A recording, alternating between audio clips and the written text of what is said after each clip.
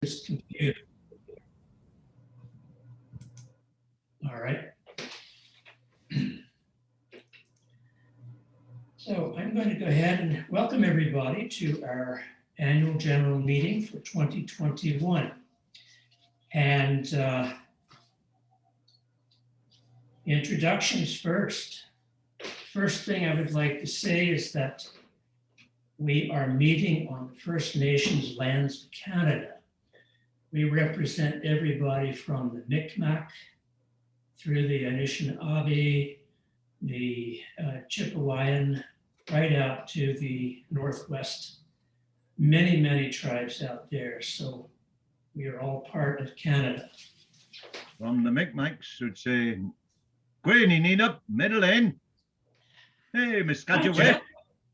I couldn't say anything, I'm afraid, because it's so complicated, but I would say welcome to our general meeting. Hi, Jill, and everybody else. Let's do a quick round of introductions, starting with me, Steve Holbert. I am the outgoing president. I'm actually a very introverted person. Moving on. My name's David Bucklow. I'm the coordinator for membership, also outgoing. From Miramichi, New Brunswick. I'm Carol O'Connor, outgoing secretary. I've only been around for 12 years in that role, so that's all. could go on, but Okay. Malcolm McQuarrie here, vice president. Stepping up to. Stepping up to the main job, president, if you all agree. Yeah, I'm Nina, and I'm the outgoing community outreach. Hi, Nina. How are you? Good. Nina, hello. I'm Danny Smith. I am the current treasurer. I've been treasurer for 3 years, and I've been slowly sliding into the webmaster role over that period of time. And doing a good job too, lad. Yeah, very good. Robert Chessel, been a member of CTF for, I don't know, 20 odd years now. Calling from Barrie, Ontario.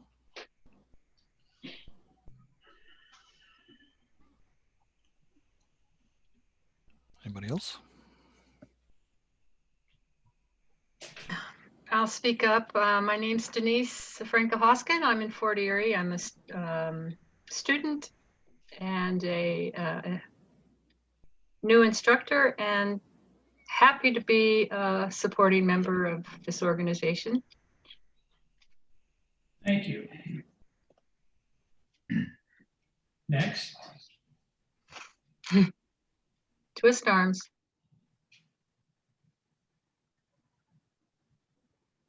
I'll go next. You'll My go name- next. Okay. Jill Heath. I'm calling in from, or zooming in from Oakville, Ontario. I think I'm a contemporary of Bob as far as over 20 years, maybe 25 years as a member, a past president. I was an underachiever, though. I only stuck to the 4 years on the board, 1 year as a board member, and the next 3 years as president.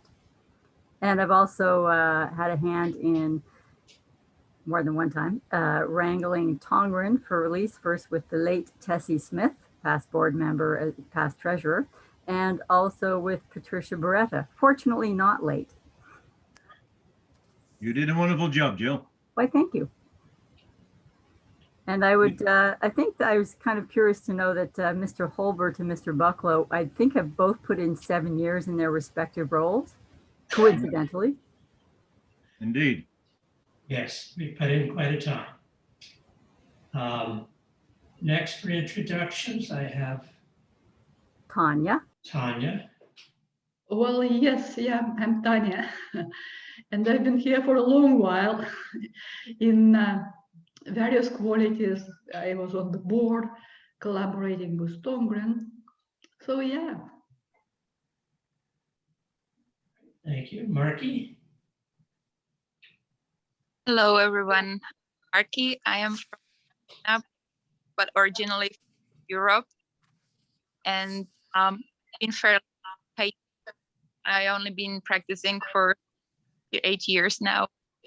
It's just been part of my Canadian journey. And thanks to Tai Chi, I found my family. Very grateful for that. Now the station has such a great. I love it. So I'm really grateful. I can't speak to anyone else, but I heard hardly any of that because of the chop on the line. It might be on my end, but whoever is hosting, I think that's Steve Holbert. Can you enable the chat so we can send messages without interrupting? Because I just went to do that and it says chat disabled. So can someone enable the chat?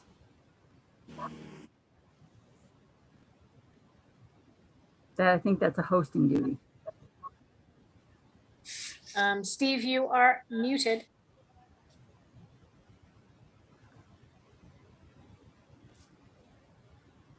Yeah, I couldn't hear too much of Marky's audio. It was kind of breaking up there. Oh, okay. Can you guys hear me better now? Yes. Yeah. Oh, okay. Okay. Sorry about that.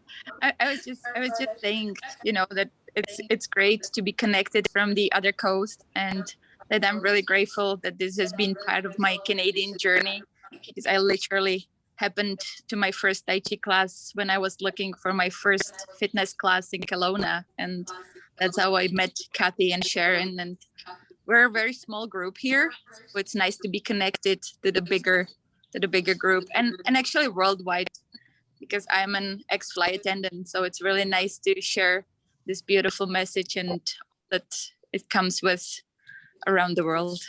Sure. Thank you very much. Welcome. Excellent. Thank you. Can I make a basic protocol point, which is that if you are not speaking, can you please mute your microphone so we don't hear whatever radio station is playing in the background in your other room there? And then remember to unmute yourself while you are about to speak.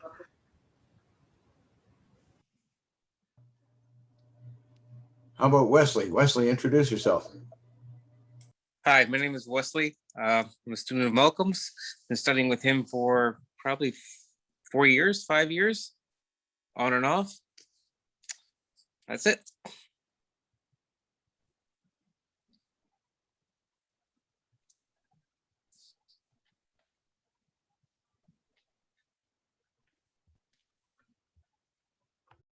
Do we have one more person to introduce One themselves? more person.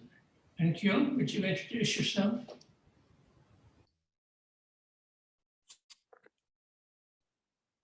I'm sorry. Yes, my name is Eun Kyung Park. I'm originally come from South Korea and I'm living in Bridgewater. I'm very happy participating in this meeting and meet everybody. Yes, I learned Kung Fu when I was young, so I want to do it again now. So I think it's almost like a new person.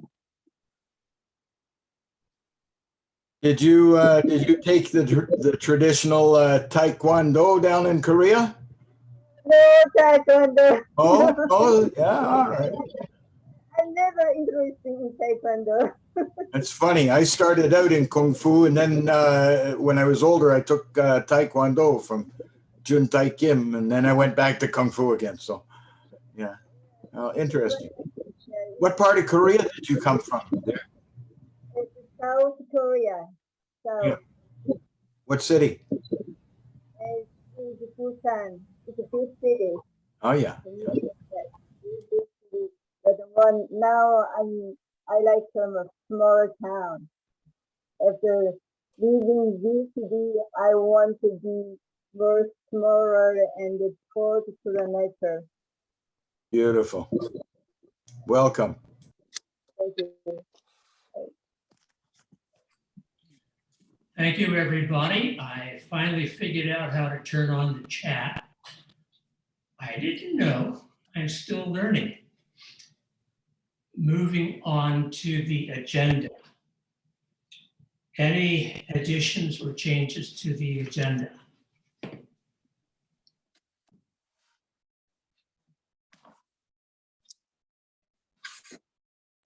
No. There was the typo from last year's minutes that it occurred on a Saturday, not a Sunday. Because I did check my calendar because I'm like, is that what happened? Maybe. Moving on to the minutes. Yes, there was a big error on my part. So yes, it was Saturday last year.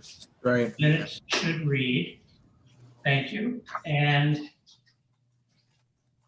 anything else to change on the minutes?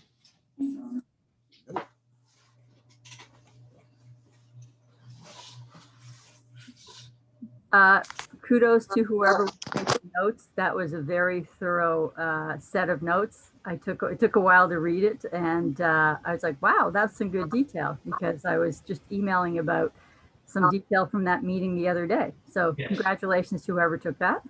That was Carol. So applause and kudos for our outgoing secretary. Thank you.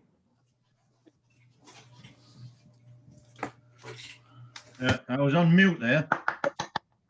Sorry about that. Thank you. Anything else about the minutes from last AGM?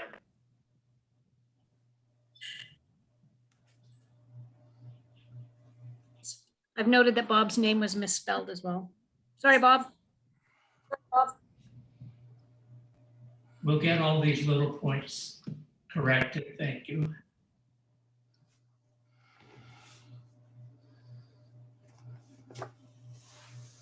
Is this where we ask all in favor of accepting the agenda and the minutes? I think we're missing that Joe is the office coordinator in there. It's not Yes. part of the board, but it is part of essential support staff. Exactly. We need to add that. I sent him an invitation, but he said he wouldn't be able to join. Come in.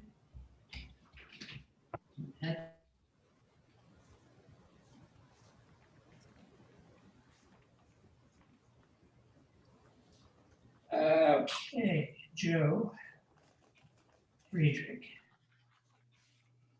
Thank you, Jill. You're welcome, sir. Anything else to add?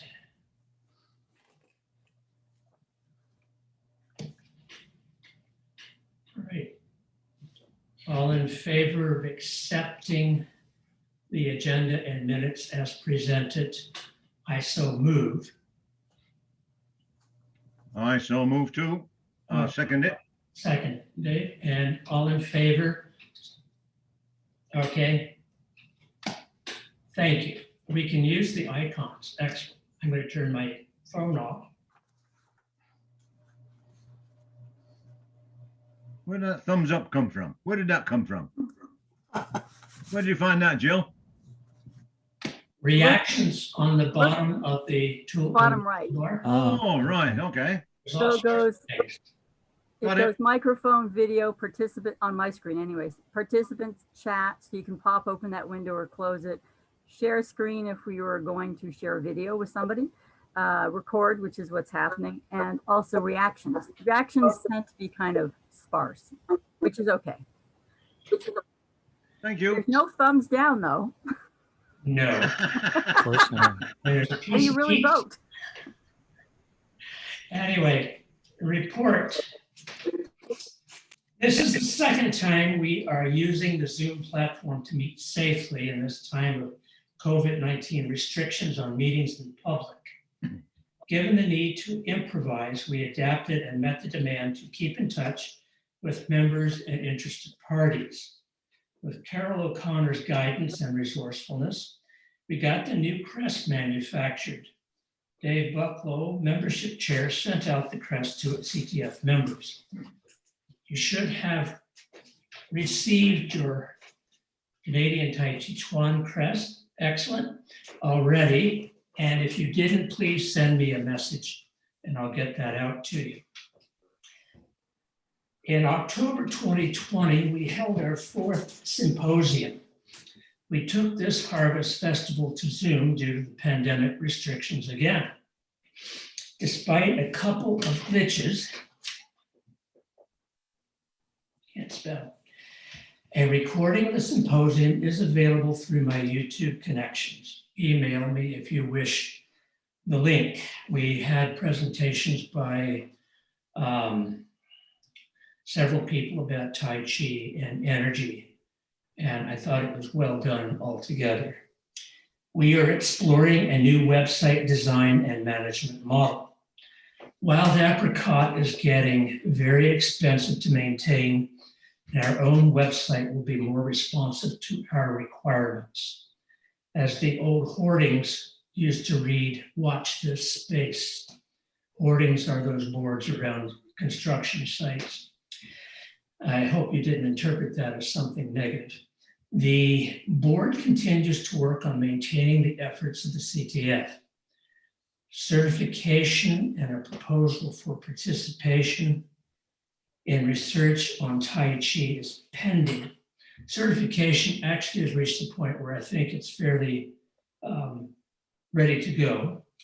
We are promoting the Tongren blogs as an outreach and communication among members. The proposal to offer board members a break in their membership fees for the time on the board was accepted. But upcoming challenges, growing the membership.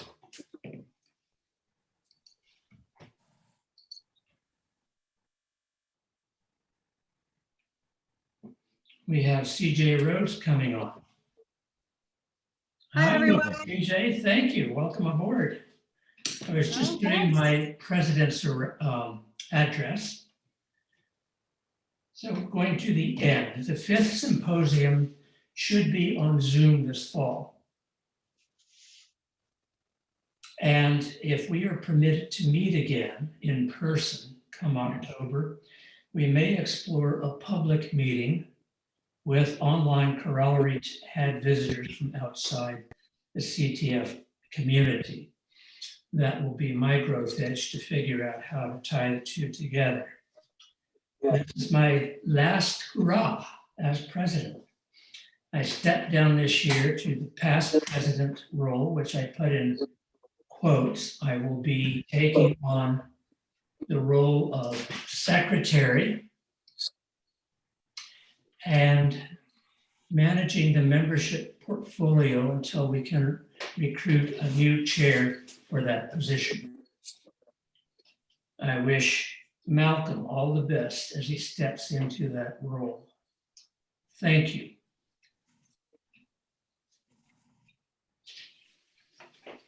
Any questions? Hi, Steve. Welcome aboard. As far as the in-person thing, I was going to pass along a email I received as part of my broadcast list from someone who's resuming things in person and how he's managing contact because he's doing two-person work or no contact. And he's elected to be, you are doubly vaccinated, basically part of a symposium in person and a contact thing. If you are doubly vaccinated, both parties are doubly vaccinated, you're allowed to do two-person work together.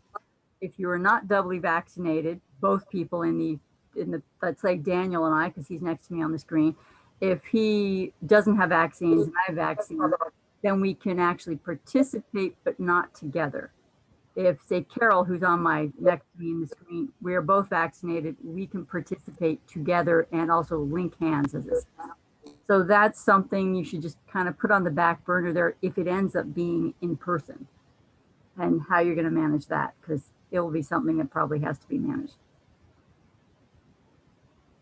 But I can forward that email because this person also, it's a guy called Michael Gilman out of the Pacific Northwest who has been around for, maybe 40 years teaching. He's published a number of books, and he does a regular weekly broadcast. And this is how he looked at how am I going to do things in person with contact. So this may be moot if it's just on Zoom, but it may not be. Thank you, Jill, for that point. We'll have to keep that in mind come September or August when we start planning for the next Harvest Festival. I'd appreciate a copy of that email, Jill.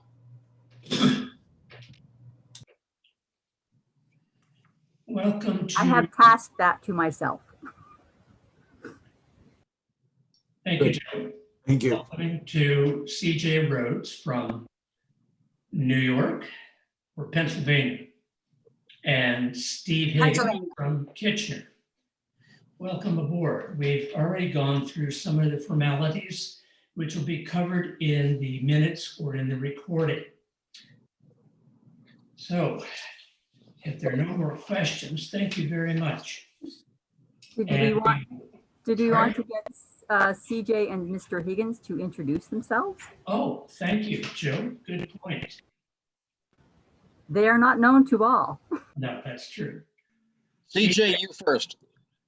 Hi, I'm CJ Rhodes from Pennsylvania, United States. I'm not in Canada, although I've been a member of the Canadian Tai Chi Chuan Federation for many, many years, and you are who I am certified by, because there was no certifying organization in the United States 20, 30 years ago when I was trying to get certified. And so I've been a member a long time, but can only be on these things for Zoom. But I really love being here, and so thank you all for inviting me. I appreciate it. And of course, Steve Higgins is one of my favorite teachers. So. And I'm Steve Higgins, and I can see a number of my present or former students in this crowd of people.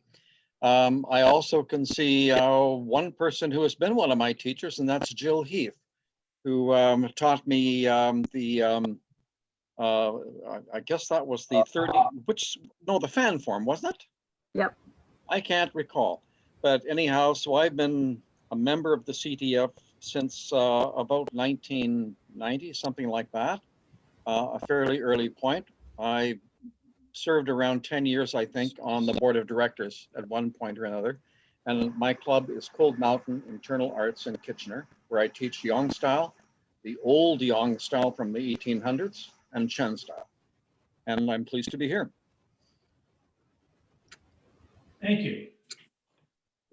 Moving on to the agenda, the next report is the Treasury. Dan.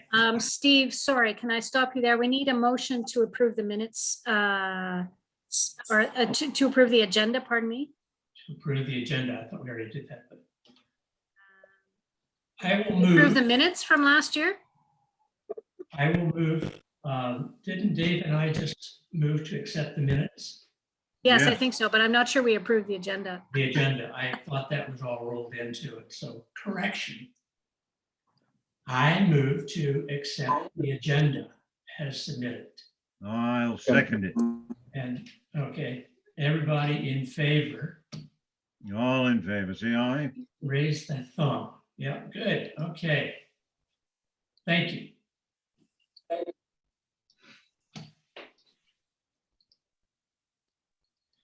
Now, moving on to Dan. Thank you. Here we are. So this is the first year I have to report a loss in our savings. Last year at the annual general meeting, we were sitting at $4,495.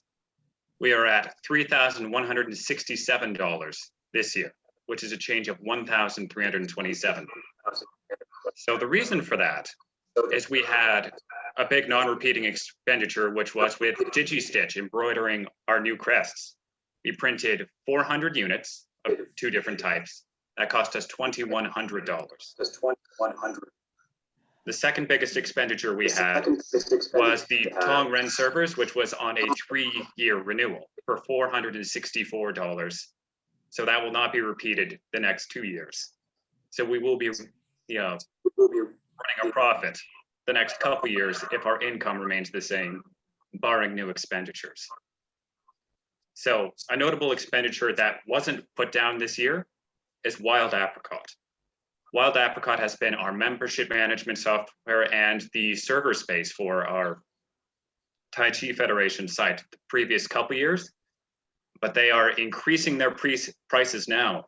And it was already one of our largest expenditures, and a jump of over $100 American. We can't work with that.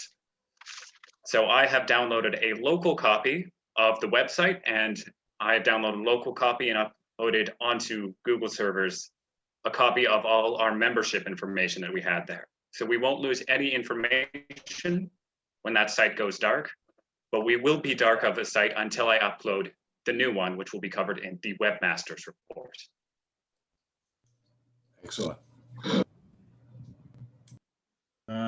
Very good, Daniel, but are we going to be fast enough?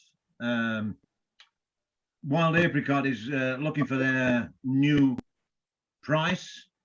Right now it's $760 or $770 US. Which they don't include tax on, or their choice of conversion to Canadian dollars. Right. But it's due on the 23rd. And I have already sent the email canceling with them. Excellent. Good. Okay. As long as you're on top of it, that's great. Thank you. If you Any need other a place questions? if you need a place to host your website, talk to me. I'll be happy to allow you to use some of our space to host your website. Just letting you know. Thank you. I will write that down right here.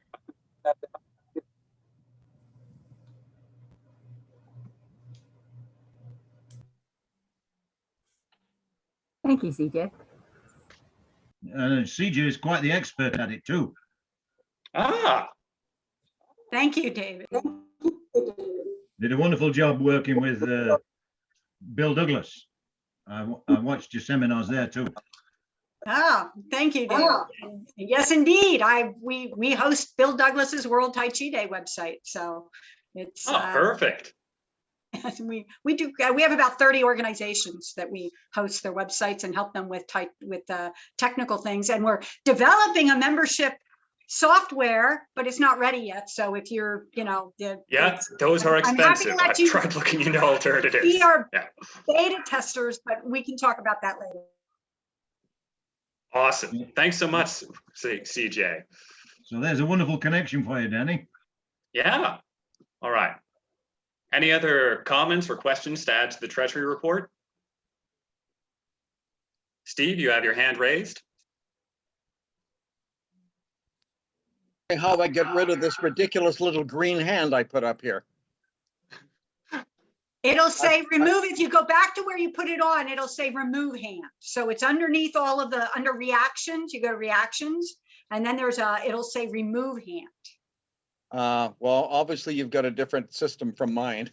Well, sometimes depending upon the system, the host has to remove it. So maybe your system is set up that way, in which case whoever's hosting this has to be the one to remove it. Well, lower hand. Yes. Okay. Thank you. And of such crucial decisions as a harmonious meeting made. Mm-hmm.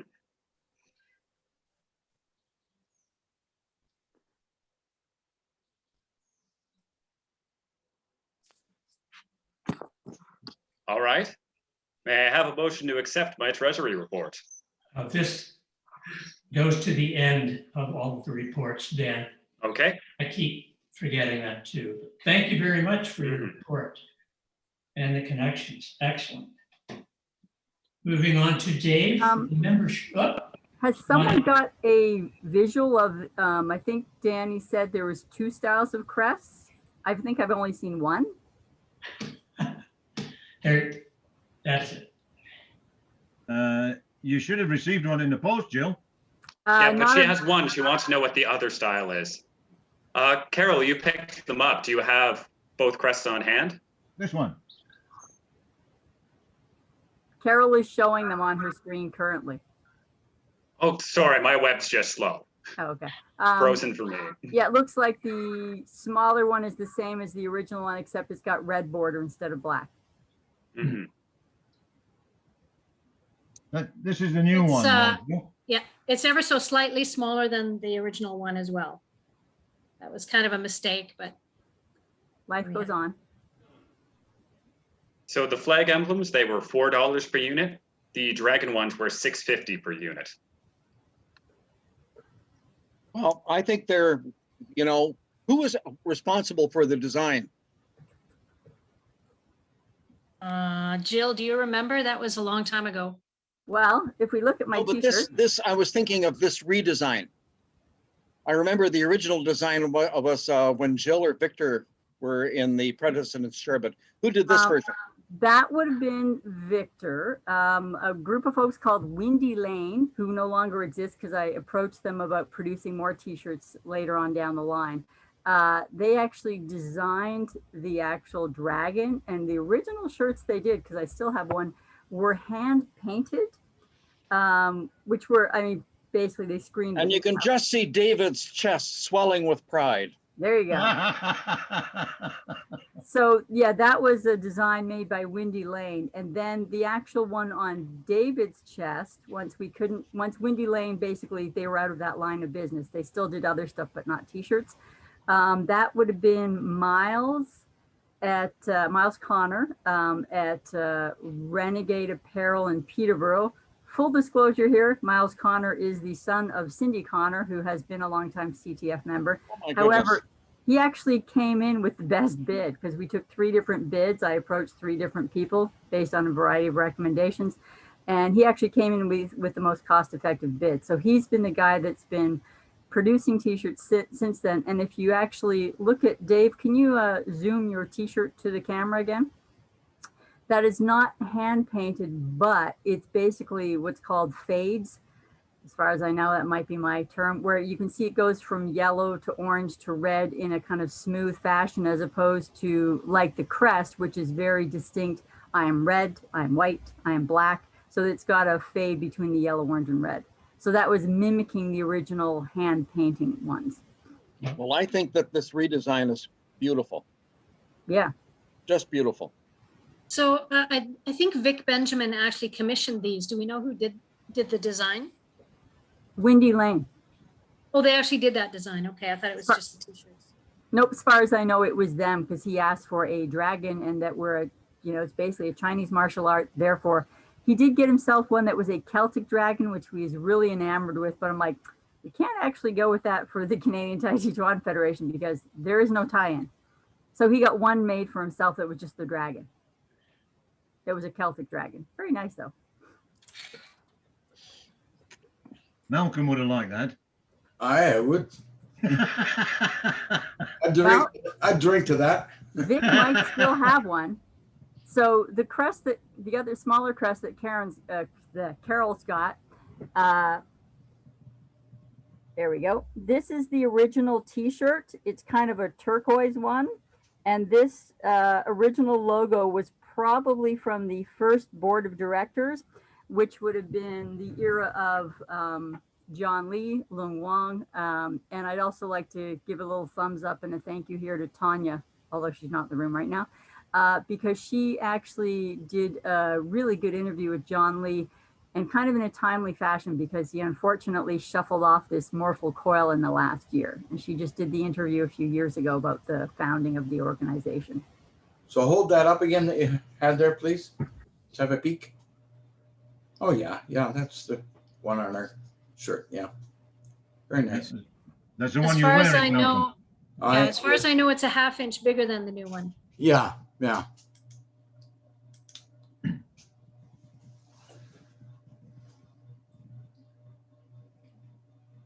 Do we have a template for the new design, Carol? Yeah, it's been on the books for quite some time. Most of them were PDFs that I have on the original files, and we've converted those. So hopefully there hasn't been a whole lot of loss. Very good. So those are all coming at you. Good. Ta, thank you. And if you ever have a crash, I believe I also have those images stored on as PDFs because Carol would have sent them to me quite a while ago in the event that, you know, there was some kind of mechanical failure in the universe, which happens. All the time. Yeah. Yes. Do you have a vector-based file with that, with the logos on them, or only PDFs? Probably only PDFs, and it would have been the actual merchandise production company that would have made a vector file of it if they needed to. So they might have one internally, but Carol might be able to check in on that. Very check often my- when you order a new one, you know, when you order a whole bunch of them, you can get them to send you the vector file. Yeah. So if you can do that, you should, because that way it makes it much, much easier to the next time you want to do something, edit or do anything with it, send it to a different company or whatever. If you don't have the vector file, then they have to go back to the PDF and re-vectorize it, which often is they charge you for it. So Yeah, it's like recreating a screen if you're making t-shirts. If you can retain the possession of the screens, you're really farther ahead next time, because there's no setup fee in the sense they're setting up the art. There's a setup fee for actually throwing screens physically into the press. But like CJ said, you're not reinventing the wheel. So but you have to ask for that when you order and pay for the item itself, because otherwise they have no reason to share that with you. But when you say, oh, well, we want this, we're going to order these things, but we want you to send us the vector, sometimes they'll say, sure. And other times they'll put a copyright on the vector file and then you can't use it. Yes, indeed. And that's when you find out that they think they own your logo. Exactly, yeah. Well, thank you very much. There's so many points that have been presented, and it's great to have the institutional memory available in some fashion. I acknowledge Jill and CJ for their contributions. Bob remembers a lot of things. And of course, Steve Higgins can introduce different things that you might have missed over time. Moving on to the membership report, Dave. Yes. For those that have seen it, the numbers are quite different from what they were a few years ago. But the reason for that is because they weren't really membership numbers. Membership really refers to, or should refer to, the active paid up members. And for quite a long time, I've been trying to change the membership page to show the active members rather than ones that have been connected through symposiums or workshops or AGMs, Harvest Moon. Those names pop up, they get included into the membership list, and it makes it look like we have a lot of members when actually we don't. We have a lot of contacts, but we don't have a lot of members. So I've been trying to change over the years. It's very time consuming to look through each one of them and find out which one of them are actually members that have been that are paid members, and then ones that are lapsed, ones that have just been connected through the symposiums. So a few years ago, the numbers were in the hundreds, over 100.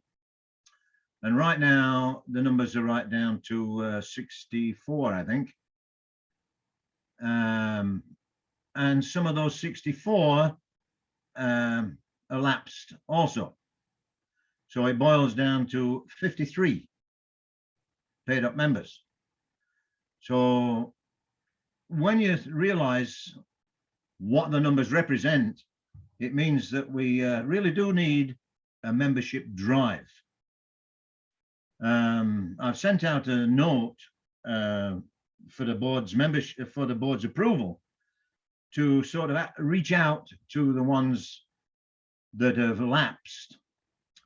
And they could really need another letter designed a slightly different way to contact the ones that came to seminars and say, did you really enjoy the seminar? And if you really did enjoy the seminar, we'd really enjoy you joining the CTF and becoming a paid member. So there's 2 letters that could be sent out to increase the numbers to reflect, well, so we could become paid up members rather than lapsed. There's a few, I haven't done that because I didn't get approval, especially for the ones that were lapsed. They were the ones I was initially aiming at. The ones that are just joining from symposiums, I archived them. So there's a whole bunch of people in the archives that are contacts that were never converted to memberships. So this somebody has a nice job there if they'd like to. CJ would like to have a word.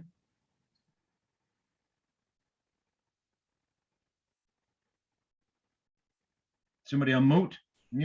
You're muted, CJ. Sorry, I thought I was unmuted. I don't think you should get rid of or archive anybody, but at least in our organizations, we have 2 different categories. We have friends and we have members, and the members are the ones who pay and the friends are the ones who don't. But they still get all our mailings, and we invite them to events and all that other stuff. They just don't pay dues, or they haven't paid dues. They're always welcome to pay dues. You might want to try something like that. But the other thing is, I got to say, I know that I'm probably not on that list. Many years ago, and Steve and Jill can kind of talk to this, that what we did was we did a mutual organizational membership. I have the Health, Prosperity, and Leadership Institute, used to be called the Tai Chi Chuan Enthusiast Organization, which is now just one part of it. But you guys, that is the Canadian Federation, was a member of that. And then they gave me a membership in the Canadian Tai Chi Chuan Federation. Now I'm happy to actually pay for my membership, but then I would have to ask you to pay for your membership in the Health, Prosperity, and Leadership Institute. So we can do it whichever way you wish to do it.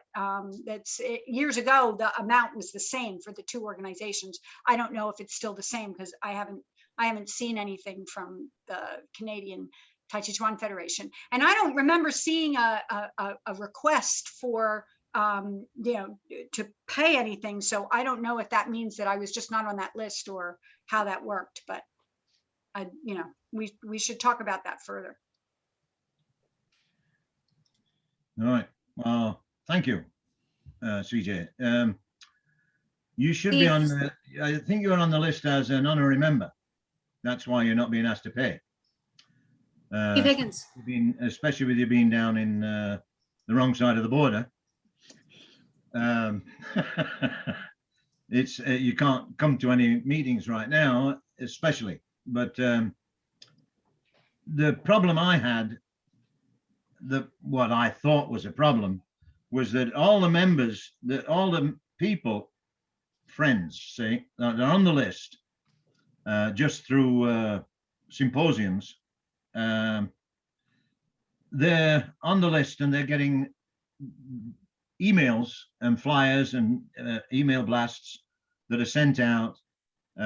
Any contact that's made to the members, they also receive it.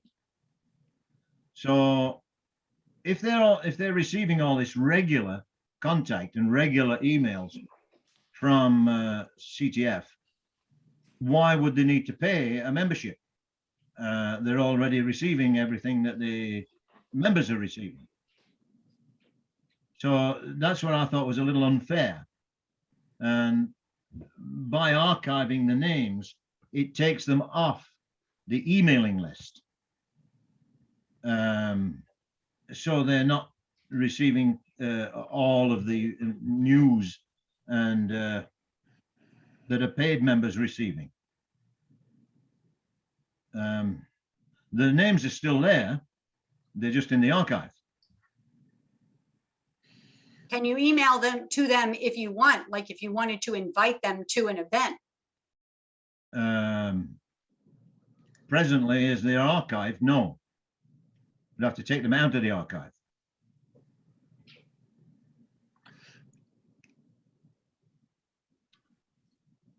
Once, Steve Higgins? I really, first of all, CJ, you can expect that I'm going to be asking you how much I owe. I should be a member of the rolled over organization, and I think right now I'm not. But I first was exposed to this idea of 2 membership lists many, many moons ago when I was in jiu-jitsu. And there was a club party, and a whole bunch of people were there whom I didn't know because they were the previous members of the club. And they were the social members of the club. So they weren't turning up and they weren't going through the belts and that sort of stuff, but nevertheless, they were part of that club's community. And they were considered to be a valuable part of the community because of the amount of knowledge that they had. So there were 2 membership lists. One was the people that were turning up and working it out on the mats. And the other was this community of people who'd been in the club in the past. Now, I've tried to adapt something similar in terms of my own club, in that I have right now 2 lists. The one list is for people who are actually participating in the Zoom sessions and who are also, or as an alternative, putting in a membership check or something to support what's going on financially. So that's the active group, which works out to something around maybe 30 some people. And then there's an additional 30 or so who are not paying dues and who are not turning up to the Zoom sessions, but nevertheless with whom I want to stay connected. And I think it's important that they feel themselves to be part of the Tai Chi community, of my community. So this issue is one that I am wrestling with myself. Should I be sending out Zoom invitations only to people who are actually paying dues and attending the Zoom sessions? Should I be sending out them to everybody? Should I be providing everybody with access to the video records we have? I'm not quite sure whether that's appropriate. I don't know. So this issue is one that I think a lot of us are grappling with at a club level, just as CJ is at an organizational level. Now, one of the things that we have done in the past in the CTF is when we had workshops or seminars, you could have a special rate, a discount for people who were CTF members who are participating in the workshop. And so if you had a day-long workshop, CTF members might get something like a $30 break on the rate. Another method that the CTF might consider is, and this is getting back to that workshop thing, Dave, that seminar thing that has bedeviled you. Another thing might be to host or put up some events. And I want to go on the record right now that I would be volunteering to do this if somebody's interested, to do some sort of an event and have a CTF membership included in the price to participate. So that's another method. So I'm putting that out there if there's any interest. The other thing too is I know that in this group, one person has got a lot of expertise when it comes to running organizations as CJ. She may have some other suggestions, but there are 2. One is events with a discount for CTF members. Another is events where a CTF membership is part of the price. Right. That would be an excellent way to do to help people, give them a stimulus to join the CTF. But when I'm archiving these people, One of the reasons I'm archiving them is because the name is just there. It happened from the symposium. The name is just logged in there, and they receive all the emails and anything else that's going. Now, I look at the emails. There's a spot there where you can check the emails, and it tells you whether they've been clicked on or opened. And if you open an email and then there's something in the email, you can click on that and open that. So there's two parts to that email. And looking at all these people that have just been to one particular seminar, I've looked at them and I've noticed that they don't read their emails. That's another side of me archiving them, because they just came to the seminar and that was it. The emails they get, they don't open them. They don't click on them. So it's a waste of effort, them being there, and it's a waste of it's a misconception that we've got so many members. We don't. CJ.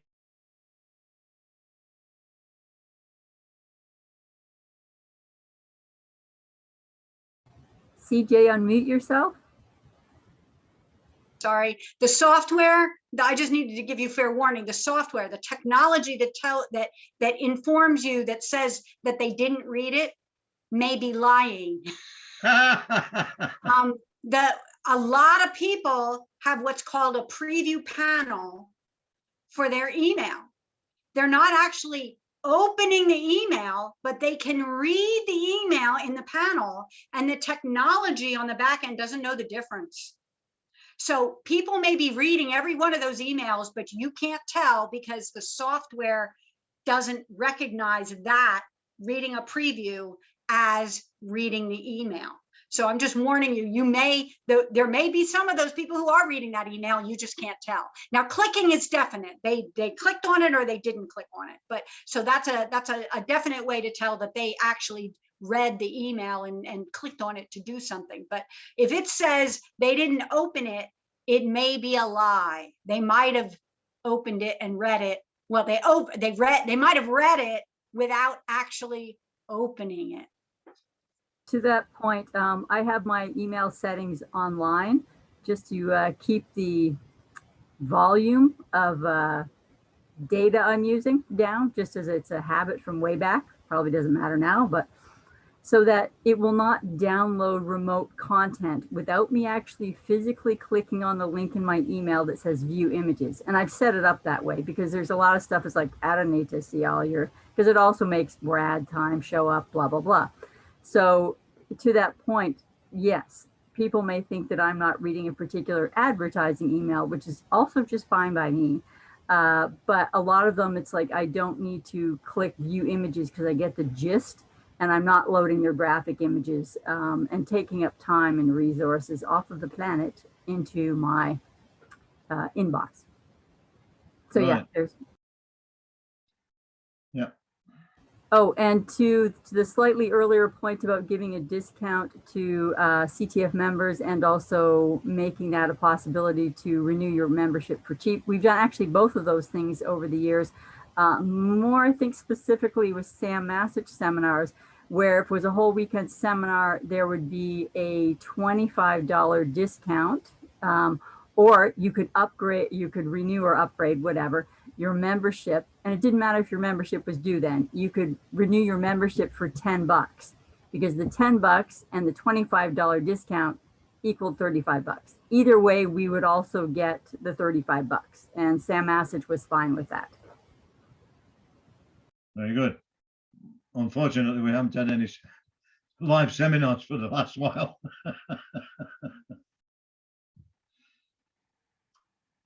But they'll be coming back. Anything further about the membership report, questions or comments?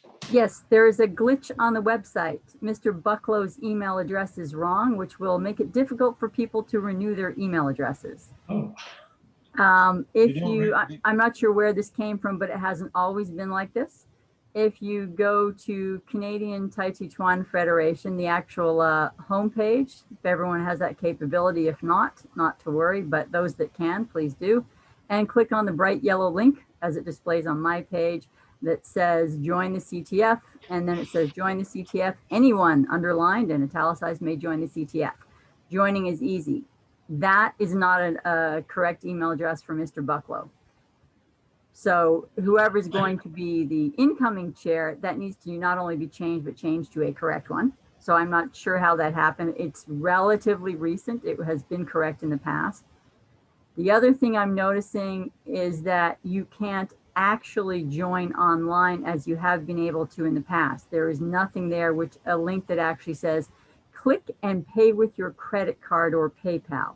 There's display screens like screen captures that have here's what the screen should look like, but there is no actual active link taking you to there, if that makes sense. Sorry, Daniel, carry on. I will be stepping in to monitor the membership portfolio. It is my fault we can't join online anymore. I just took that link off as a quick fix to the problem of we were having people joining through there and no one was getting email that there was a new member. We had 2 cases of member joining and then no one talked to them or sent them emails. And then they were understandably upset after about 8 months or so of just no one knew about these people or helped them out.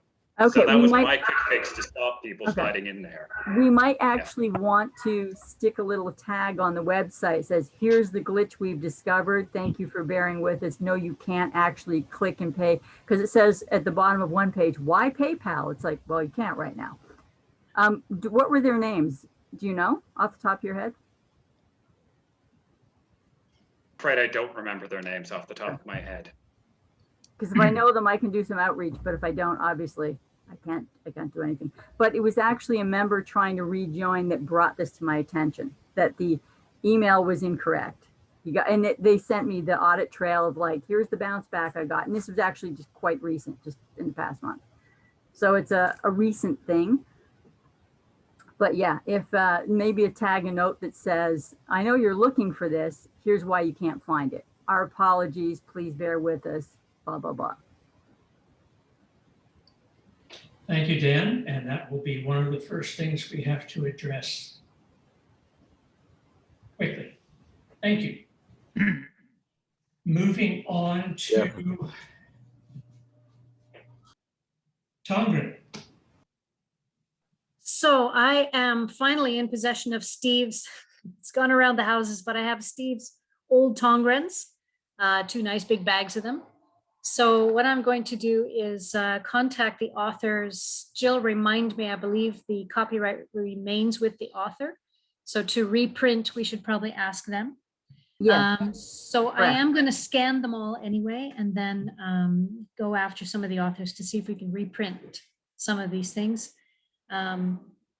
So we'll see. Now, members, please, and everyone here, we are encouraging you to share your Tai Chi knowledge with us and send articles. So you should send them to Joe's address, which is cantaifed@gmail.com. And then we can put these up onto the Tongren blog site. Have you interacted with Bob Chessel, who's just behind me, like just beneath me, like the Brady Bench display? Because he's also been doing some of that cataloging as well. So if you we had spoken about this last year, so I don't know where Bob's at, but it would probably save some time. Oh yes. Okay. No, Well, Bob. I scanned everything up to what was it? May 2010. Oh my. That was the last paper copy that I have. Still missing a couple of editions though. So if you have them, you can go ahead and scan them. Missing volume 4 and volume 5, episode 1, and volume 7, episode 4. Okay. So that will probably save you a lot of time and effort and energy, and at least you can, a lot of the heavy lifting's being done by, thank you very much, Mr. Bob Chessel. Okay. So we should try and figure out from there whether we want to just upload a single article or the entire issue. How that goes be kind of cool.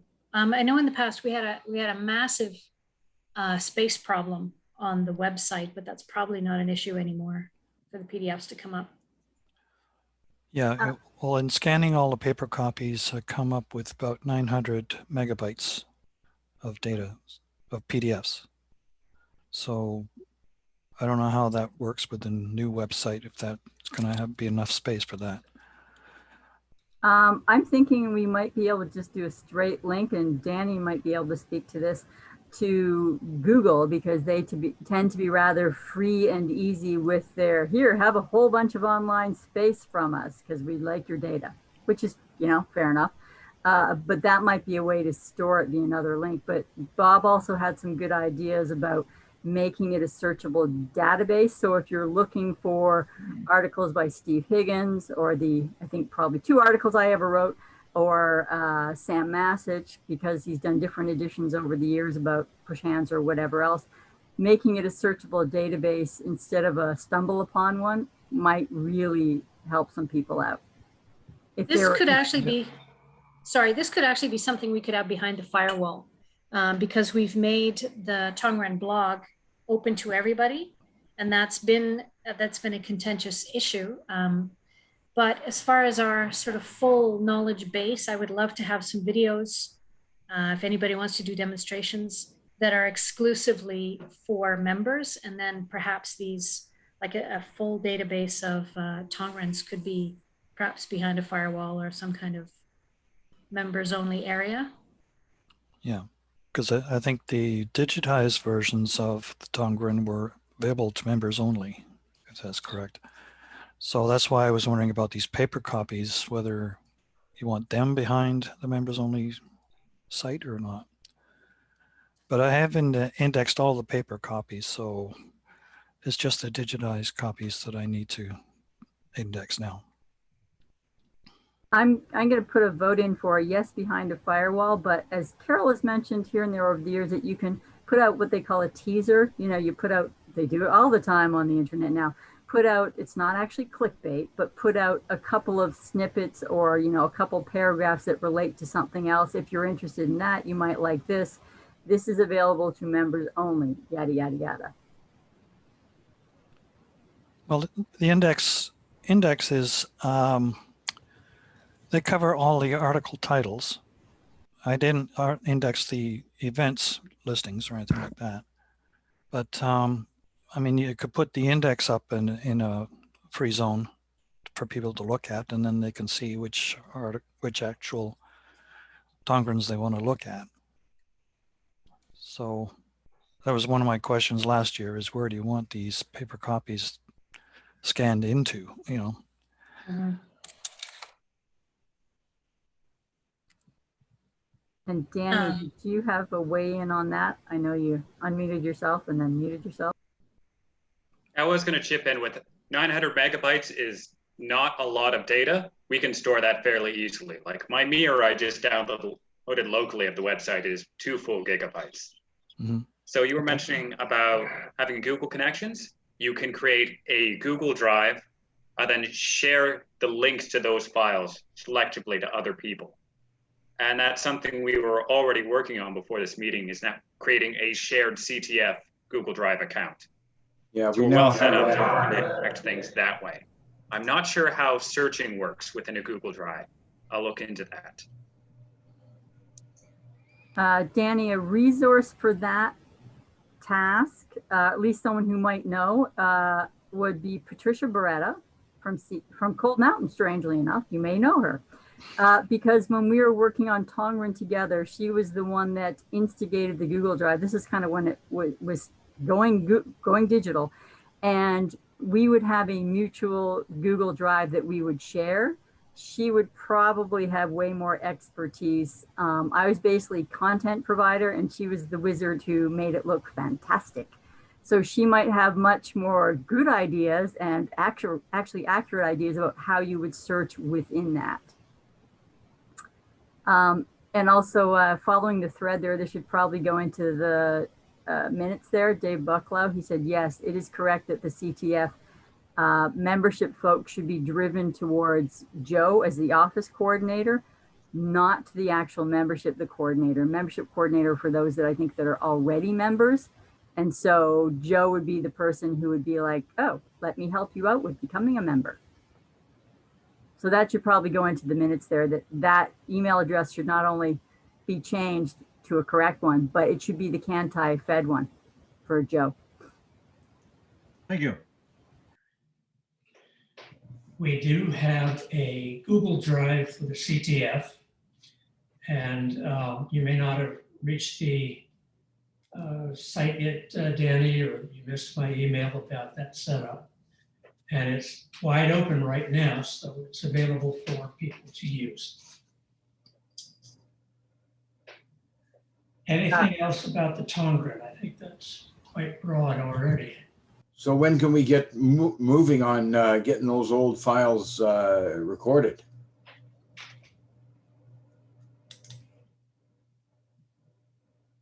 Talking to me or Carol? Anybody, you know, I just want to know when we can actually get these. Is it Bob that has the old copies? I've scanned all the printed copies. Yeah. Yeah. With a few exceptions, but So yeah, you I put have them. them in can you put them in a zip file or something and send them off to Danny? Yeah. And can Carol? do And Carol? And yeah, and Carol, definitely, yeah. that. Okay, sure. Yeah, basically how Bob acquired an almost complete set of Tongren was that I gave him an almost complete set, as complete as I had at the time, a few years ago in person. So it would have to be a few years ago now because this is Zoom number 2 for AGM. When he popped up at the AGM in Hamilton. So I gave him a whole bag and he very kindly agreed that in his spare time, he would be taking a trip down memory lane. So there might be other people out there that we could do outreach to members, but he's done a significant amount of work on this already. Excellent. Yeah. Very good. Thanks. So anytime I was scanning them, I was indexing them. So that's all together as well. You're the man, Bob. Thank you. Thank you, Bob, and thank you, Carol. So the index is in Excel right now. So I'm just trying to figure out if I want to put it into a database like MySQL or something like that and make it searchable. But right now it's searchable if you want to go into Excel.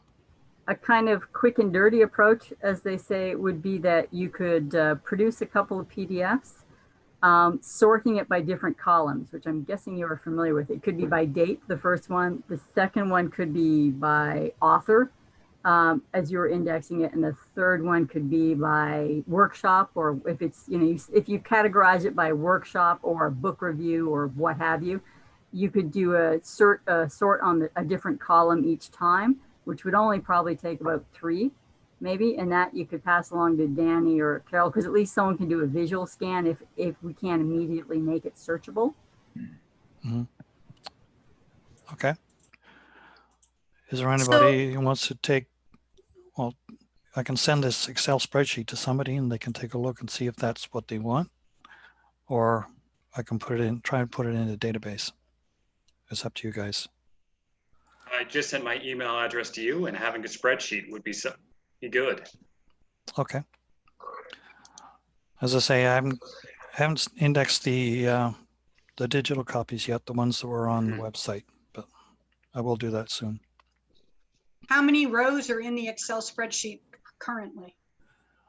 I'm up to row G, so 7.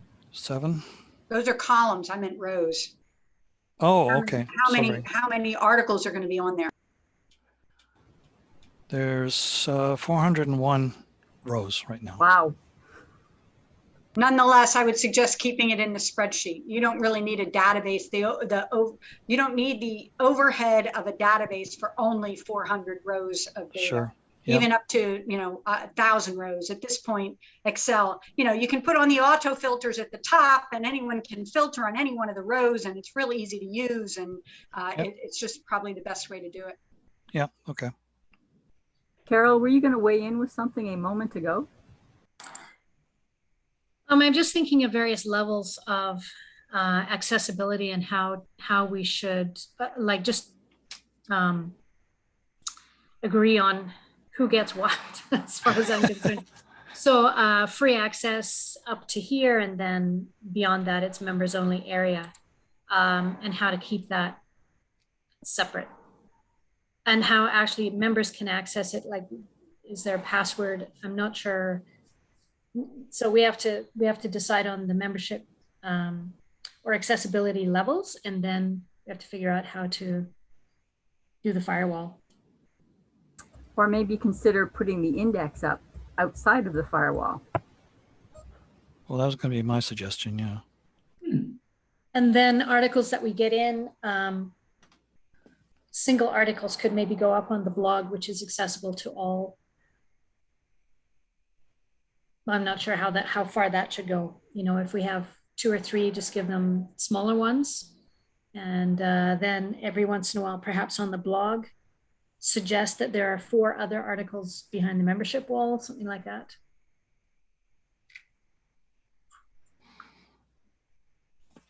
Sort of an ongoing thing, I don't know.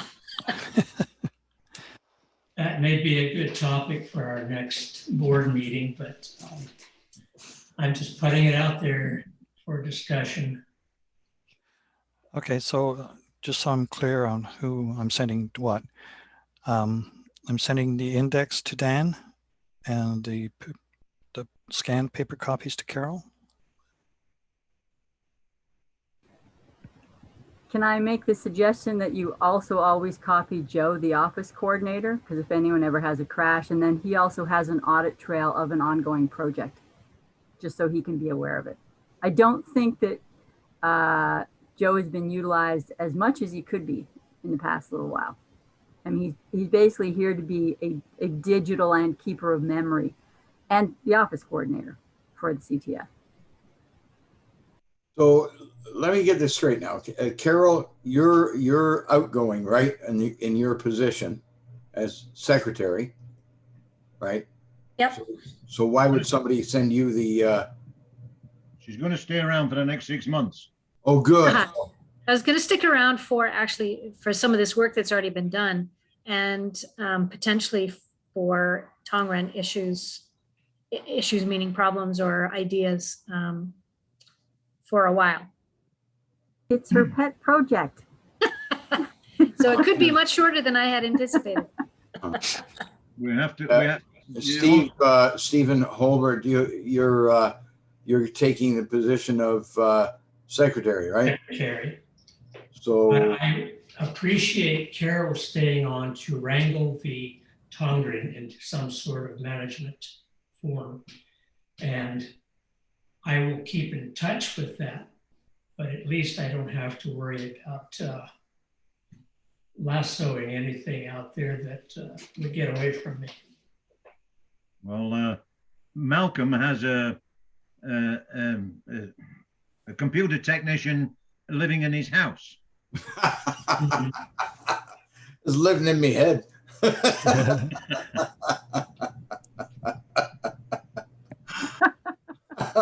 has a wonderful young lady that knows quite a lot about computers. Alana, she's pretty good with that stuff. She's more into the editorial stuff than she is into the actual functioning of computers. You know, that's really my area. Right. So, Ilana, if the files are sent to you, they'd probably be pretty safe there too. Aye, that's true. Yeah. She's good with sorting through stuff and organizing stuff. And, you know, as our editor, you know, she'd be glad to do that for us. So, however we can help. Yeah, so there's several avenues for Bob to think about. If he sends it to Carol, if he sends the information to Carol and to Danny, but Danny's stepping down as a treasurer, he's going to stay on as the web designer? Yes. So I'm not stepping down from anything. No. I mean, if someone wants my position, I think I have to step down as I've been treasurer too long, but I wasn't anticipating someone wanting this position from me this year. Okay, I understood you were stepping down from treasurer. No, no, no. Oh, no. Oh, okay. We can put it out there that somebody else might want to become. the I'm chair. 26. I'm going to be around here for a while longer. Good, Dan. I'm 75 and I'm out of this technician game altogether. It's a wonder I can work the Zoom. But Thank you, Dave. We could move on to website and Danny could explain a little bit more of what we're doing. excellent. Before we jump into that, this is also part of your web stuff, I think. There's a comment from Steve Higgins that goes back a little bit, so I just don't want that to get lost. I suggest post AGM that the roster of board members and what goes to who be sent to members to facilitate communications. That is actually what Joe is meant to be doing as the office coordinator. All communications are meant to go through him. And here's one reason why not to be so free and easy with people's email addresses. A board member some time ago gave out everyone's email addresses because they had a specific agenda, which was they didn't like a change that was coming down the pipe. So he basically had emails contact people directly without asking permission to hand out email addresses to, say how incensed they were about a potential change coming down the pipe. That's inappropriate. You should never be giving out people's individual contact. No way, yeah. That goes through Joe, the office coordinator, and a big salute to Bill Marsh, even though he's not here today, for actually instituting that and actually helping me understand the importance of it. But all communications go through Joe. However, that being said, when the crest showed up, people need to update their files because there was someone saying, these crests are awesome. And one of the people on the little e-broadcast list they sent it to was a previous board of directors, which included the late Michael Kerwin. I don't know if anyone's monitoring his email address, but it is going to someone who's no longer with us in mortal form. So people also need to update their own email addresses, but I'm not, and you don't actually, by the way, should I ever get back on the board, you don't have my permission to give out my email address ever. Thank you. Danny. There we are. So we have two websites up. We have the Taiji Tongren, which is functioning as a blog for us. And we have our Canadian Tai Chi Federation site, which is functioning for membership management and as advertisement for us. I'm leaving the Tai Chi Tongren alone for a while because we need to have a new system up for the Canadian Tai Chi Federation site. Now I'm out of country for a family emergency taking care of my mother. I'm going to be working on building that when I return to Canada and I have my own workspace, and also 14 days of self-isolation I'm not allowed to work during. So barring further traffic accidents, I will be flying back on the 30th and I will be working on constructing the new site. The current plan is to build one using Wix, which would cost $168 US annually. And I would like this website to just be focused on advertising, being a landing page that will grab attention, and then bring the customers in towards emailing the office coordinator, not being the membership management system in itself.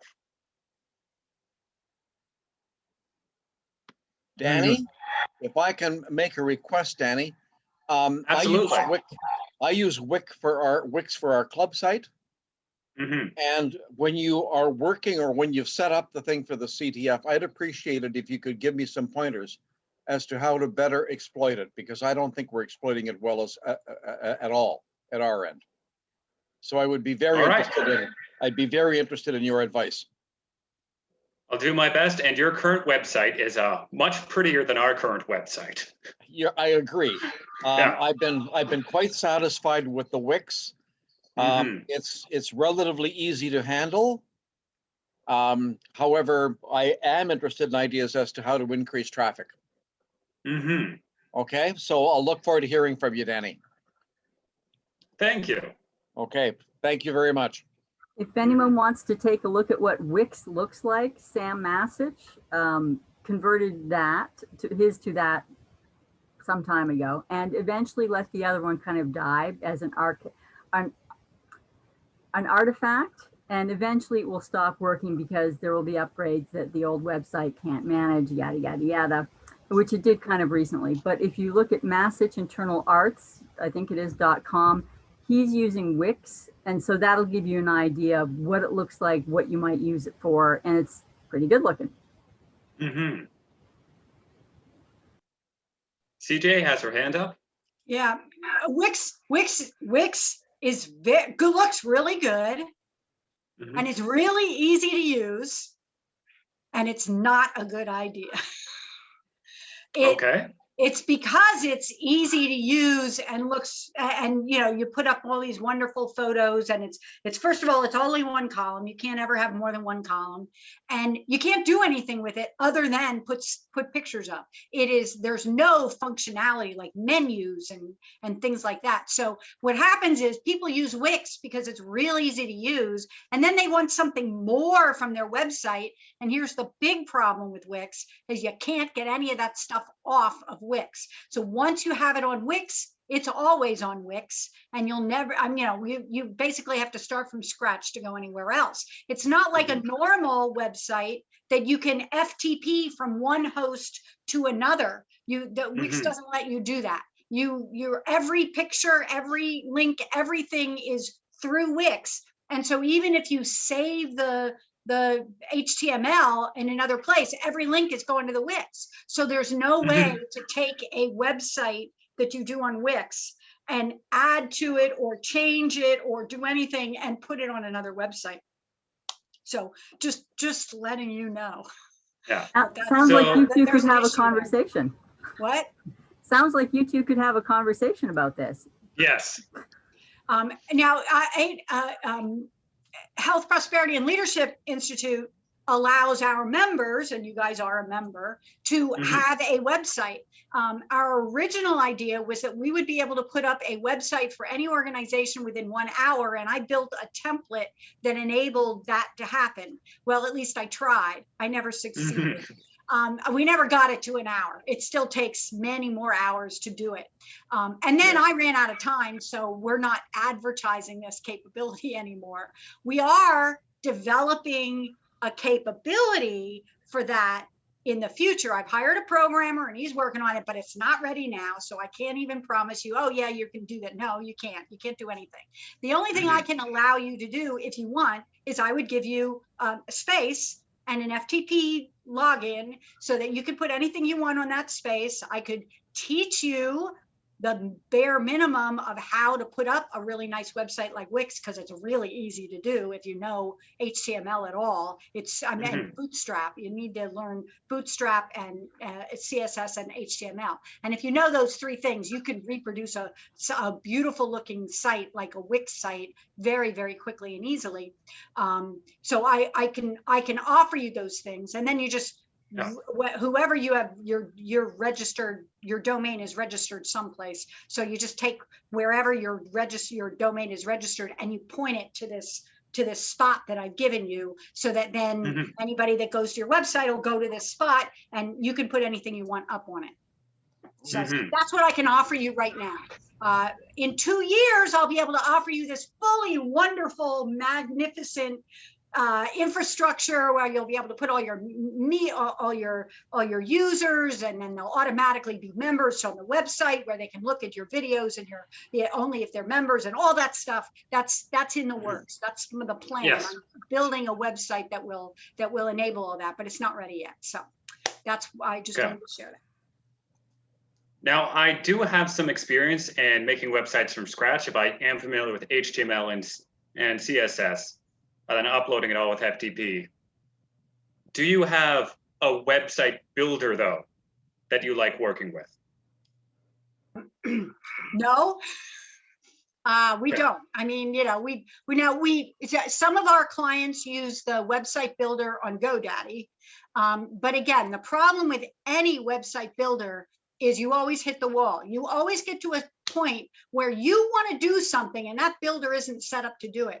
So in almost every case, when I've had clients who started using web builders like Weebly and Wix. And believe me, I have every one of my students. I teach information technology at Kutztown University, and all my students have to build a website. And I tell them all to use Wix and Weebly or Google Sites or one of the web builders because it's so easy for them to do. But that's all they're doing is building a little website with a couple of pictures and things. It's not like they ever need any real functionality. I have to step in here. Up until last year, I used Yahoo web builder, right?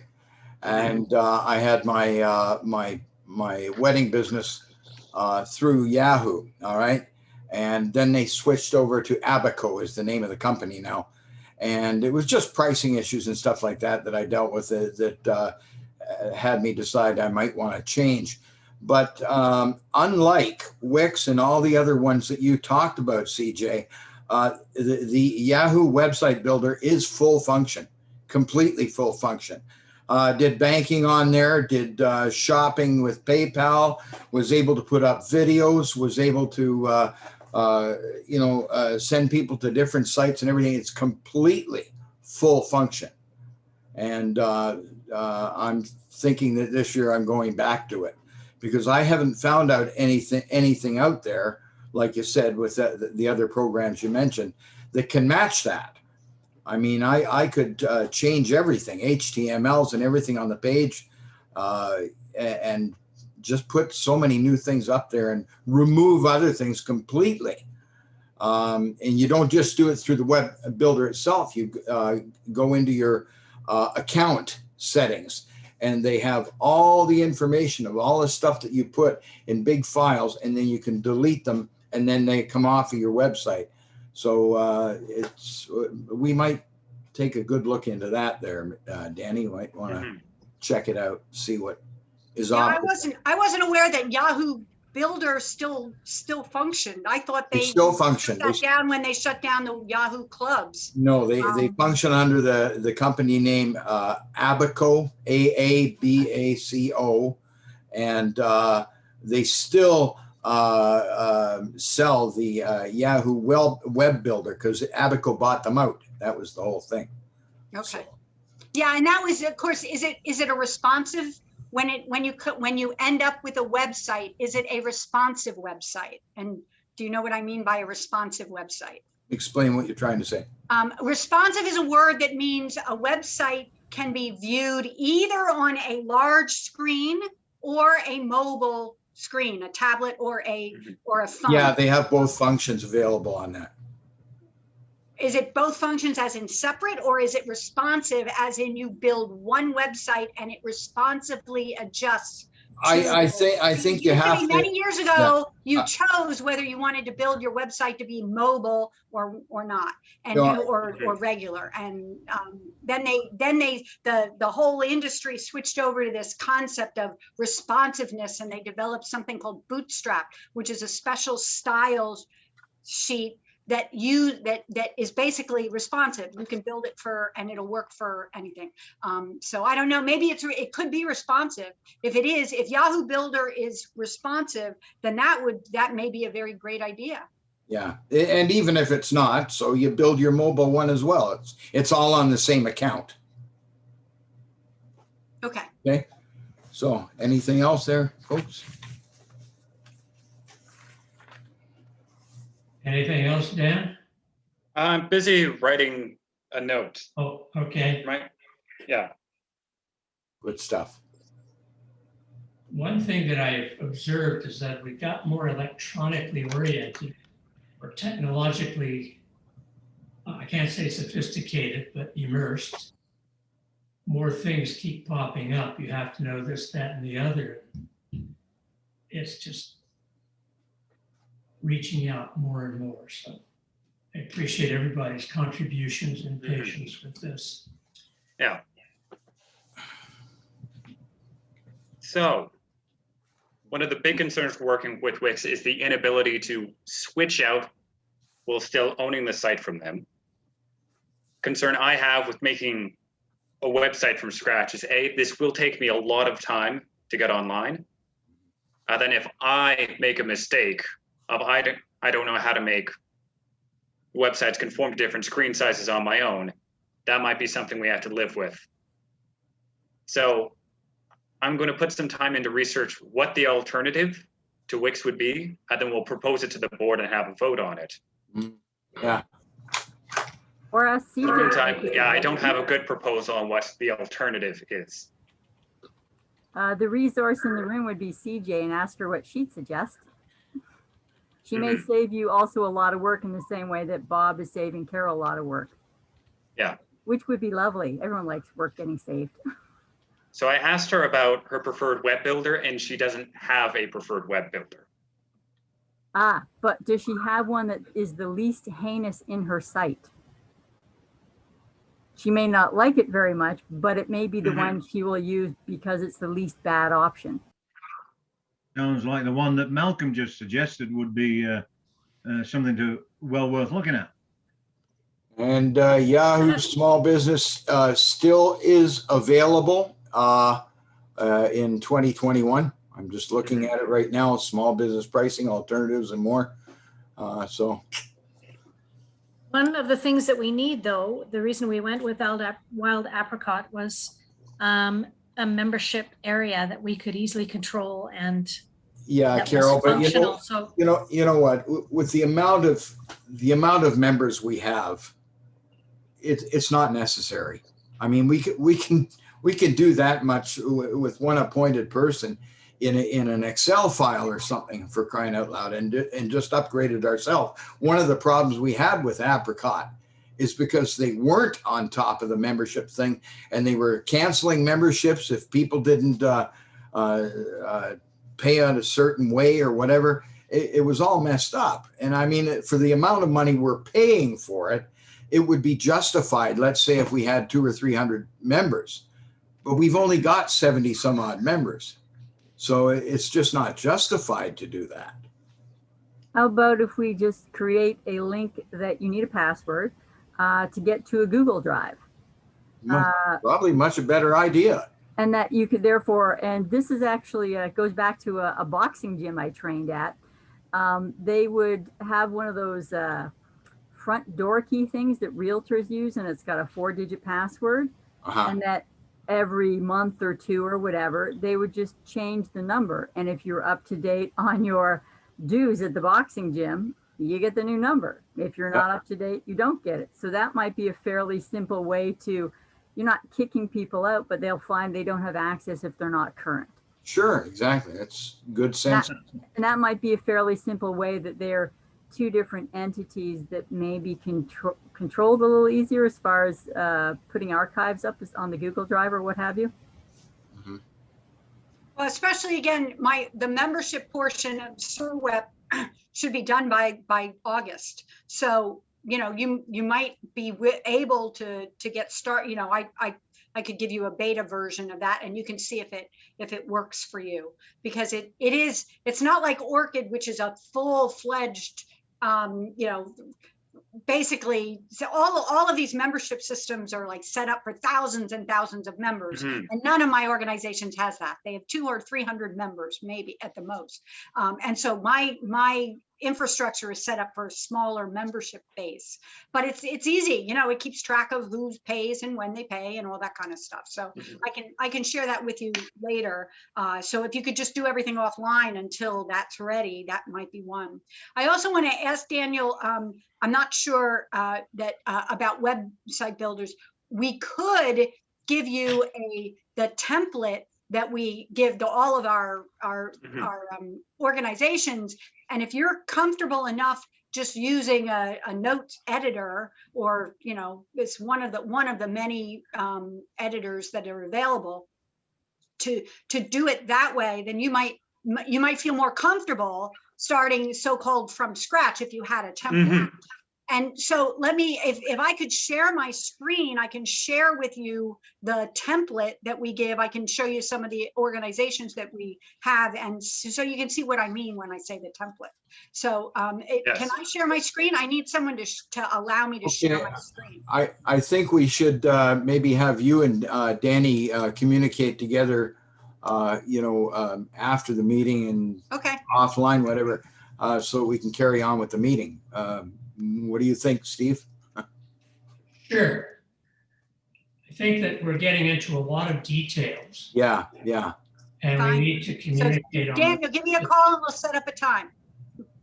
I'm sending you my email in a direct message right now. Okay, thanks. Excellent. Thank you, Danny.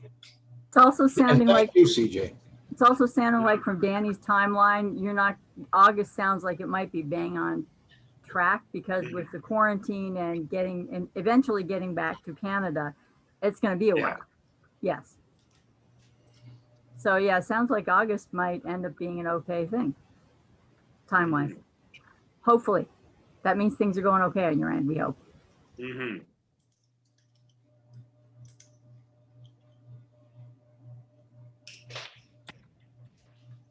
All right. I think that is all I have to report, and I have an immense amount to thank you for already, CJ, for what you've brought forward. Definitely. So I want to thank everybody for contributing and moving this conversation. And so who would like to move acceptance of the reports? I will. And second, Steve Higgins. All in favor? All right, thank you. Now, if we can move on to other business, I have to step away for a bit.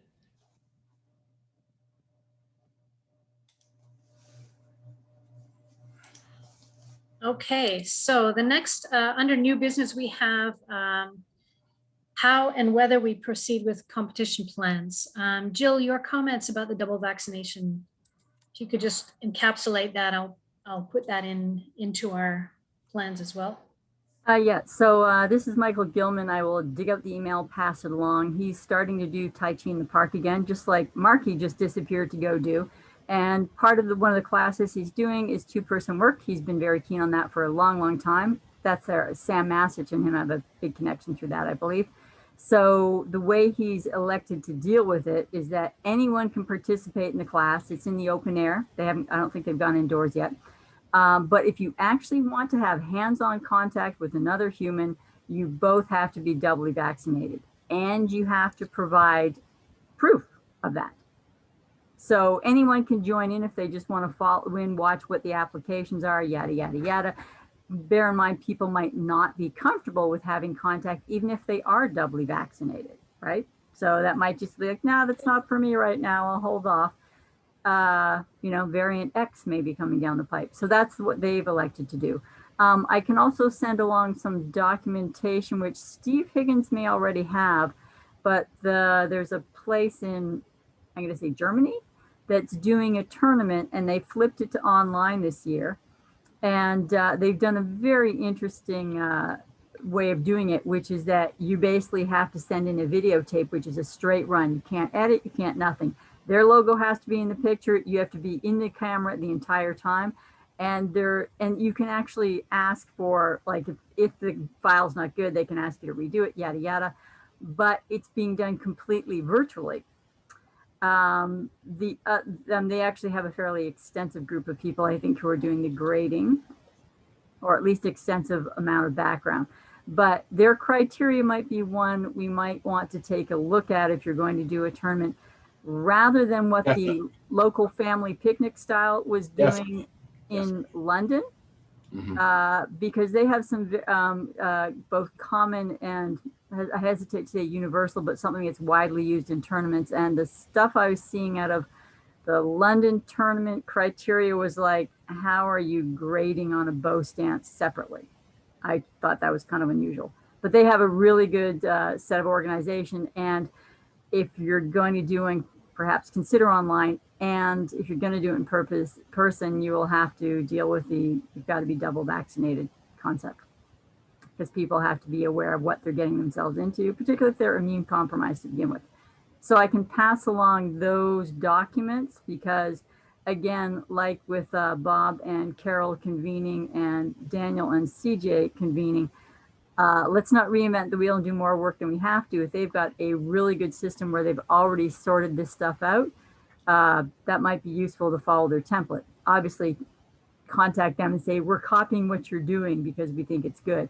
But they also had really good, 8-second video, what's acceptable in a uniform, and they have someone with like the big, or, can't do this, can do this, and or an X next to it or a check mark next to it. But it was really well done. There was a good deal of humor to it. And it was just, I was like, wow, nicely done. I think Steve, one of your students, is doing that. You guys. Yes. This was Dorian Carmichael, and she was competing in a fan performance using a Chen fan performance that she learned online from Karen Zhang, who was a really top-notch competitor in Sifu in Germany. And so it was really quite interesting watching how Dorian did it. The criteria I thought were fairly clear. I could understand what they were doing and why. One of the things that I should mention as far as any kind of physical contact Tai Chi is I think we're going to be in a fragile situation for a while. Now, I don't know whether you folks are aware of this, but for example, right now, Kitchener-Waterloo is probably the hotspot for COVID in Ontario. This is really quite unexpected, but it's because of the latest Delta variant that is going around. So we're in a situation where we can have relapses on a regional basis, on a community basis, and all of a sudden things are locked down again. I also know that in my club, people have told me that they're very uncomfortable with the idea of even having classes in parks if they cannot be assured that people are double vaccinated. And I think that's going to be a continuing concern. So I would suggest that, as Jill has said, maybe what we should be doing is we should be considering a virtual event focused on forms with maybe associated workshops from people in the CTF who are willing to do something like half-hour workshops on limited aspects of the art. This is just my suggestion, but I think that it's probably premature to be looking at anything that involves actual pushing hands. Just my 2 cents. Thank you.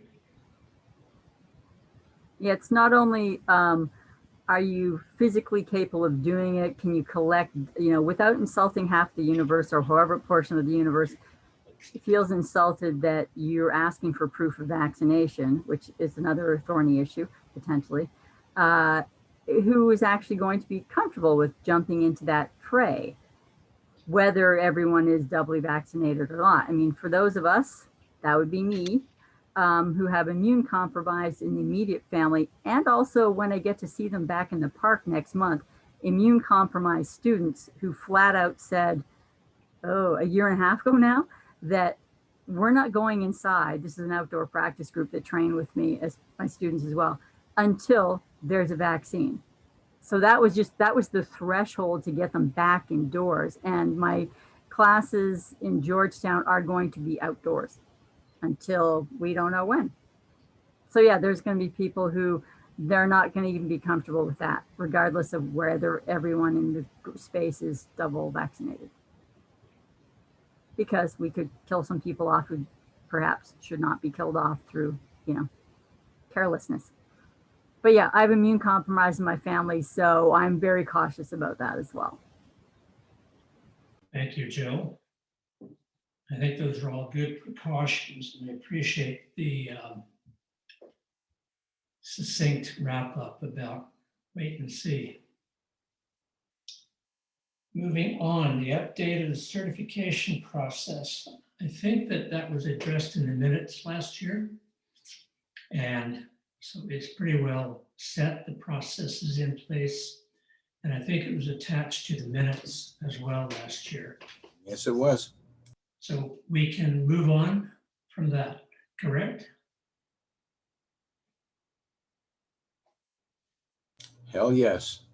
Tongren storage and scanning. I think we've addressed that very well already in the meeting. And even though it seems quite complex and onerous, I think Bob and Carol have already addressed it very nicely.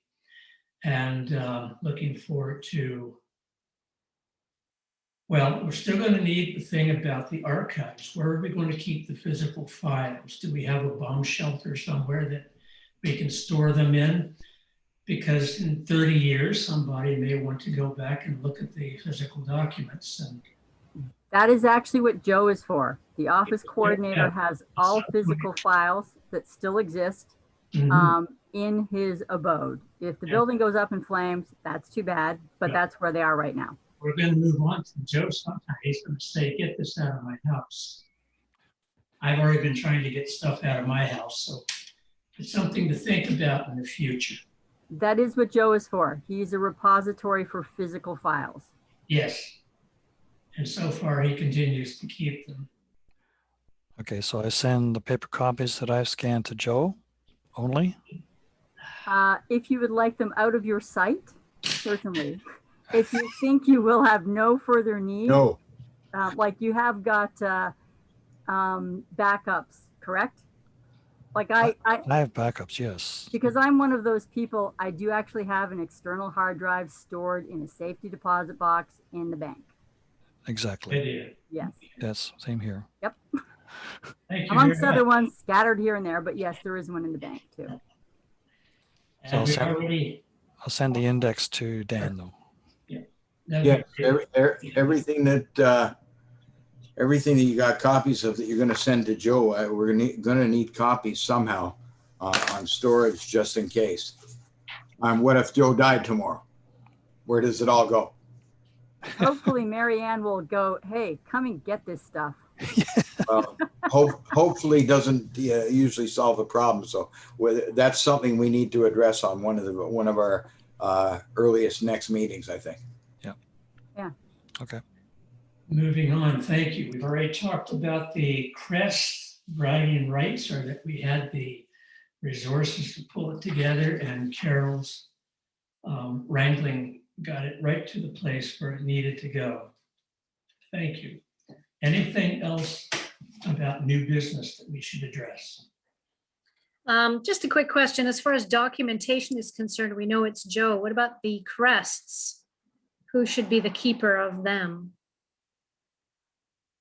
Speaking of which, I've been the keeper of the past ones. There are still past ones left over, which the last 10 I sent to Mr. Bucklow has not depleted it completely. So that could also be where they're going to. Because whoever's been the membership coordinator, whether it's been Tanya or Dave Bucklow, I have been the repository and sent 10 at a pop out when they were wishing for them. So the old ones, I'm not sure what the end goal was because now we have 3 iterations of them, the original one and the 2 new ones. I'm not sure what the purpose was or what the goal is, where they're going, the old ones.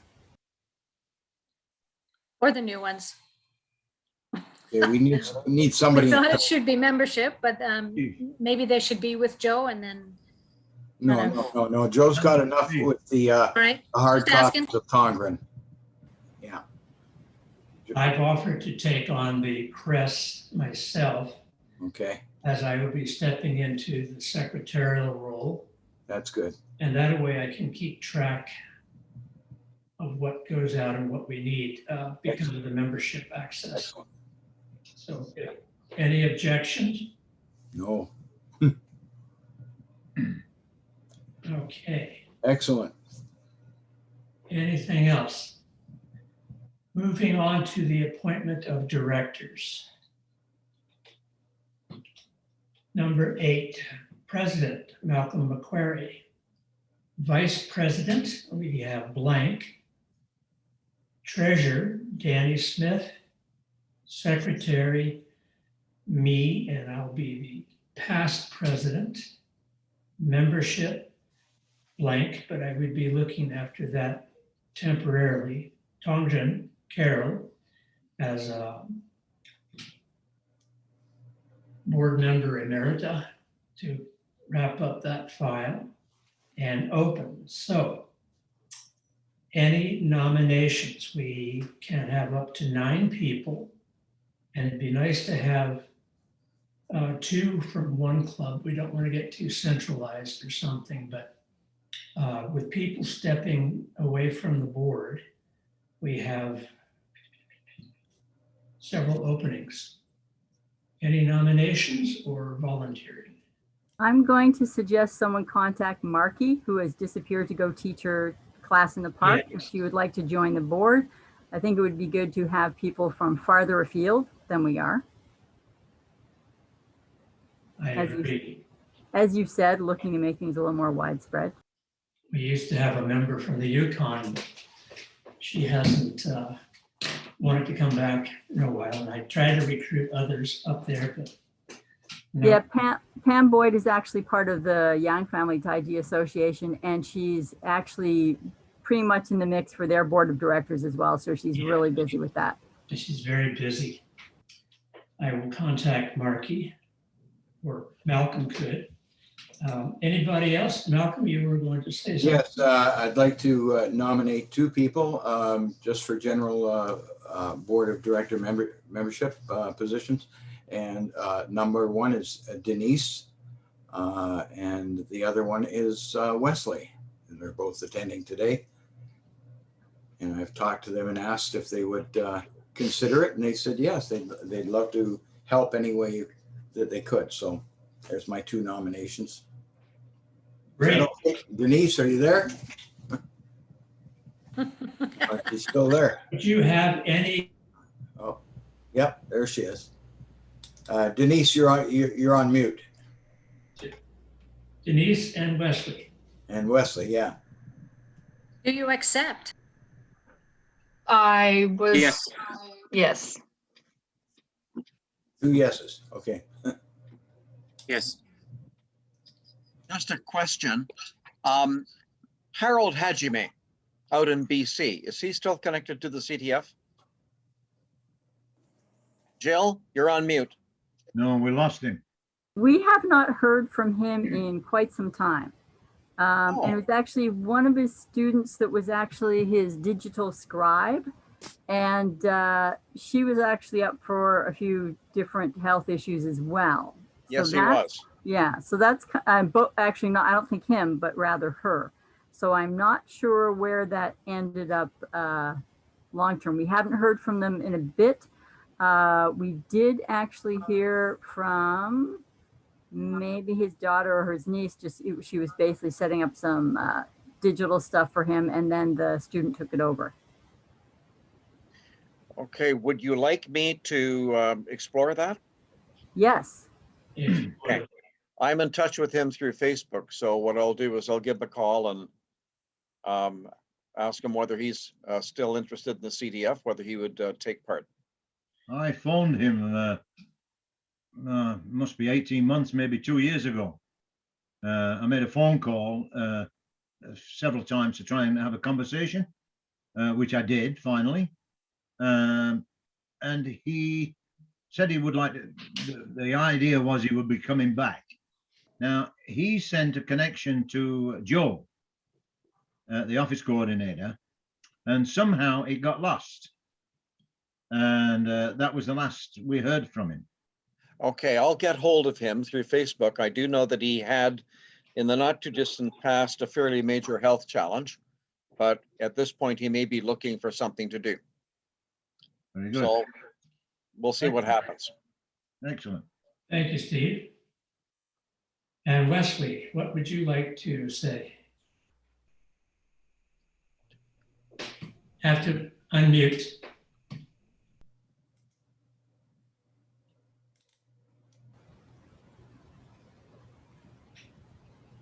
Wesley, you're on mute. We lost, there you are. Yeah, no, he's actually working his keyboard there to try and unmute himself.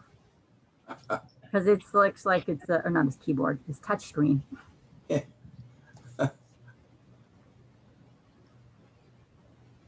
You can type something to us if it's unsuccessful. There, There I'm we better. are. Okay. There, okay. Had a problem getting the screen up. Okay. What would you like me to say? What are you interested in the CTF? What would you like to? I'm very interested. Yes, I'm interested. Okay. What would you like to focus on, or would you have any willingness to? I'm not really sure what to offer. Okay. Well, we'll have a meeting in July and you could maybe contribute something at that point. I'm thinking we'll have a meeting. Okay. I keep forgetting now that I'm no longer the president.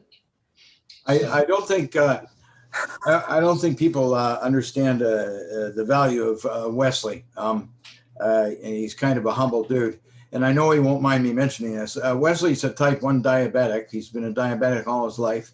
And one of the things he noticed about Tai Chi is, after he comes to one of our intense classes, his sugar is much more level.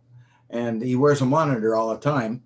And also, Wesley was in a very, very major motorcycle crash up years ago and basically had to learn everything new again. And we got a very intelligent, helpful person that I think has a lot of insight that could be valuable to the CTF when we're looking at challenges and things for other students coming in. And I know a good voice for diabetes and things like that. So I think he's a valuable resource. That's my opinion. Well, thank you very much, Malcolm, and thank you very much for joining us, Wesley. There are so many things about the benefits of Tai Chi that we could spend hours talking about it, but we need people to lead it and demonstrate it. So that'll be great. So I think I mentioned at the top of the show that I've been with the CTF for about 20 years now. Maybe it's time I started giving back some. Well, Bob, I was wondering if you would like to rejoin us as archivist, or I'm not sure what I can add to that, but yeah, I can go into an open position or something in dealing with the text-based issues. Yep. Thank you very much, Bob. Okay. We have 3 new members. Thank you. There's your membership. Person. No, we'll sort all of Bob, that out for sure. Bob, can we name you immediately to the Tongren? Smooth move, Carol. Well, I mean, you've done so much work on that file already, and I think getting it set up will likely not be a huge issue for you, and then perhaps carry on with that. Yeah. And your arm might be stronger than mine in getting people to actually submit new articles. New issues, yeah. All right. I'll consider it. Let's have it that way. Danny's got his hand up there. Yeah. Okay, I know we have some restriction about the number of members joining from the same club. Does anyone remember what it's hard capped at and whether that's in the bylaws or constitution? 2 and no and no. Okay. I have no instructor or club right now, so that's not a bother. All right. And I have no problem with it either because they're both in the same club. But on the other hand, we've got Malcolm moving into presidency. So I consider him above the fray in a way, or in the midst of the fray. Maybe I should reword that. In the midst, yeah, definitely. And Steve Higgins has his hand up there. Yes, Steve. You're on mute, Steve. You're on mute. I beg your pardon. In terms of the arm twisting for content, Carol, you have, I believe, through the Wix, you've got our blog. If you're strapped for content, feel free to dip into the blog for Cold Mountain and pick out anything of my authorage that you'd like to have. Okay, if there are, you're on mute now. However, if you're looking at articles, for example, some of those wonderful articles on sword that Tanya did, you would need to have her authorization. Because we've stolen many of those, and she actually did give us the yeah, okay. Well, other than that, if Tanya's okay with that, I'm okay with that too. If you need to have content from me to help, fill out the, an addition. All right?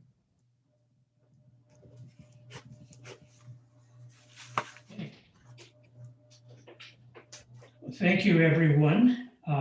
Moving on to, I'm not going to say 2 from every club because it'll change from year to year. Moving on, current treasurer is Daniel Smith, and we need to appoint a treasurer for the next year. And I refuse to ever touch that role again. Danny is volunteering to stay with it. I nominate Daniel Smith to continue being our treasurer. All in favor? I think you got a unanimous consent there. And when somebody does get the eager sense of wanting to handle our money, then he and Danny, or she and Danny, can meet to discuss that. Thank you. Set. Now, adjournment. Sure, I'll come down to Costa Rica and talk with you. Good plan there, Bob. We do have a guest cabina. All Smooth, Bob, very smooth. Moving on. I'd like to have a short board meeting with everybody on the board still and the newcomers after the meeting. But Mr. Higgins is going to do a demo of the 13 powers. And I would try to bring the board off into a breakout room. And the others can participate with Mr. Higgins for the 13 powers. And then Malcolm will come back to do his Tai Chi ball, Qigong for flexibility. I have not heard anything from Sam, so I kind of doubt we're going to. Can I have some help? Sorry? Steve, your hand is up again? It is. I'd forgotten all about the demo. Well, okay, so you're about to I get know a demo you- done in fairly short order. Can I have 2 minutes to rearrange some furniture here? Sure, Okay. I'm going to try to figure out how to do this. Right. I second the motion to approve you having a few minutes to move some furniture. All in favor? All in favor? Aye. Okay. Adjournment. Yep. I move to adjourn at this time. Anybody seconding? Right here. Malcolm? Oh, All in yeah, I'll favor? second that. Yep, seconded. Good. Okay, thank you very much. And I will be right back once I figure out how to do this breakout room.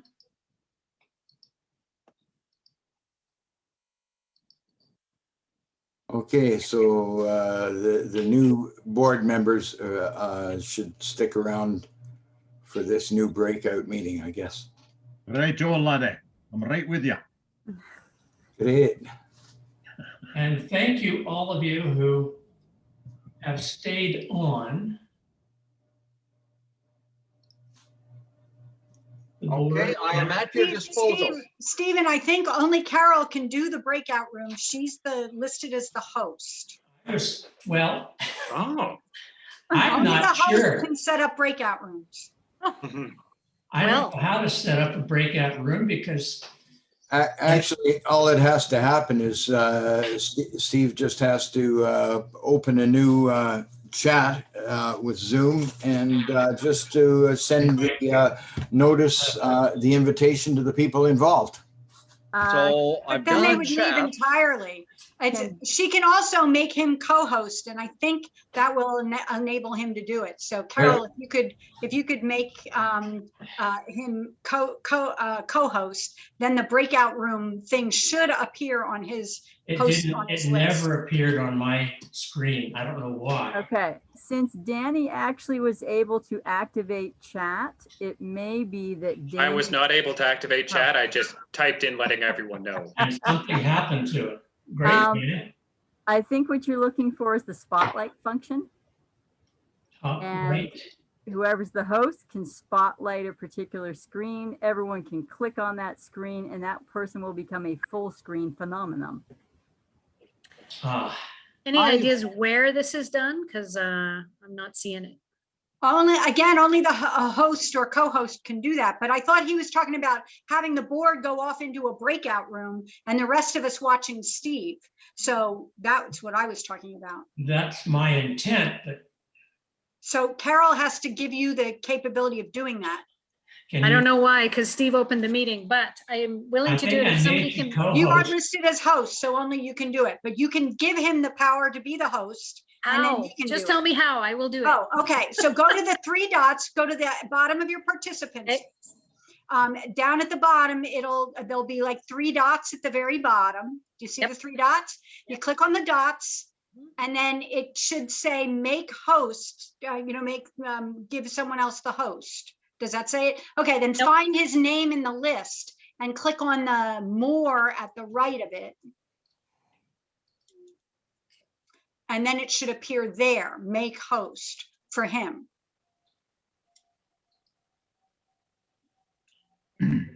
Does it So show?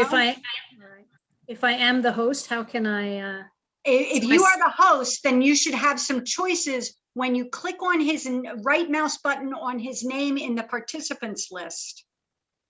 One of your options will be make host.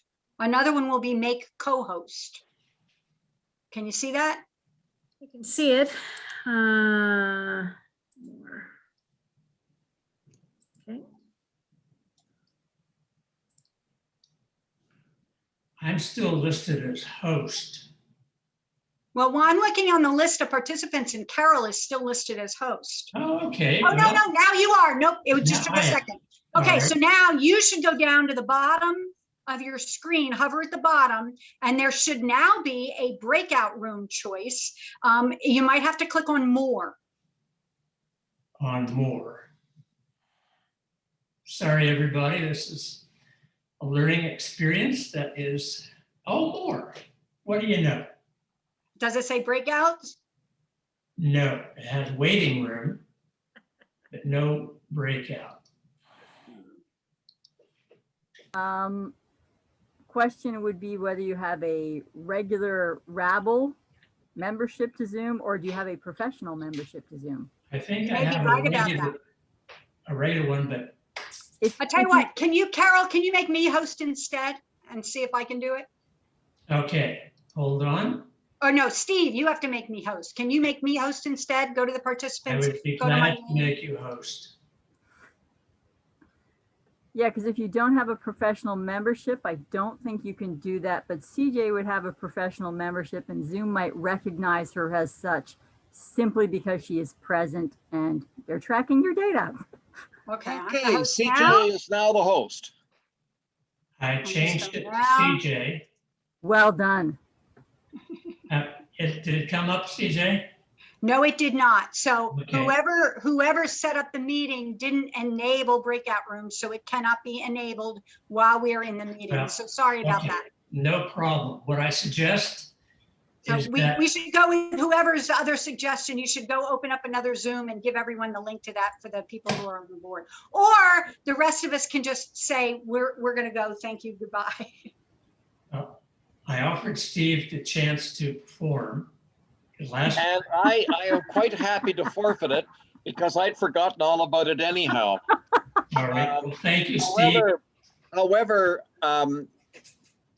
with regards to this, and this could be a possibility for a fundraiser for at some point for the CTF, if you wanted to do a workshop on a paying basis. What I did was I developed a Yang style form that was based simply upon grass bird's tail and the movements following the repulse like monkeys. And so you had the 4 square powers, and then you had in that sequence following repulse like monkey and Yang style, you've got the 4 corner powers. And so I did this form, put it together where you do it one side, and then because of the fact that I've been influenced by Jill Heath on the other side, which was kind of neat for people to get the feeling for doing grass bird's tail on the off side. Yes, that's enough. The whole thing together using the Leah wheeling circles. So That is that's the premise of the relatively new form, like in the last 10 years that Li Dian created, the nephew of Li Tianji being kind of the head honcho that created the 24. And CJ, you may have spent some time doing this. Yeah. So Bafa Wubu is like Bafa, 8 ways, methods, energies, yada, yada. Wubu, 5 steps. And it's basically that. Do it on one side, do it on the other side. And it actually starts with Penglu Jian, then the 4 cardinal directions, shall we call them, and then the 4 diagonals, so that people actually do all of them within the form. Obviously, great minds think alike. But anyhow, within the context of the Yang division in our club, I'm teaching the 16 form that I learned from Yang Chen Duo back in 2009 when I first met CJ, because it teaches firmness and size and shape and stretchiness, you know, all of that stuff.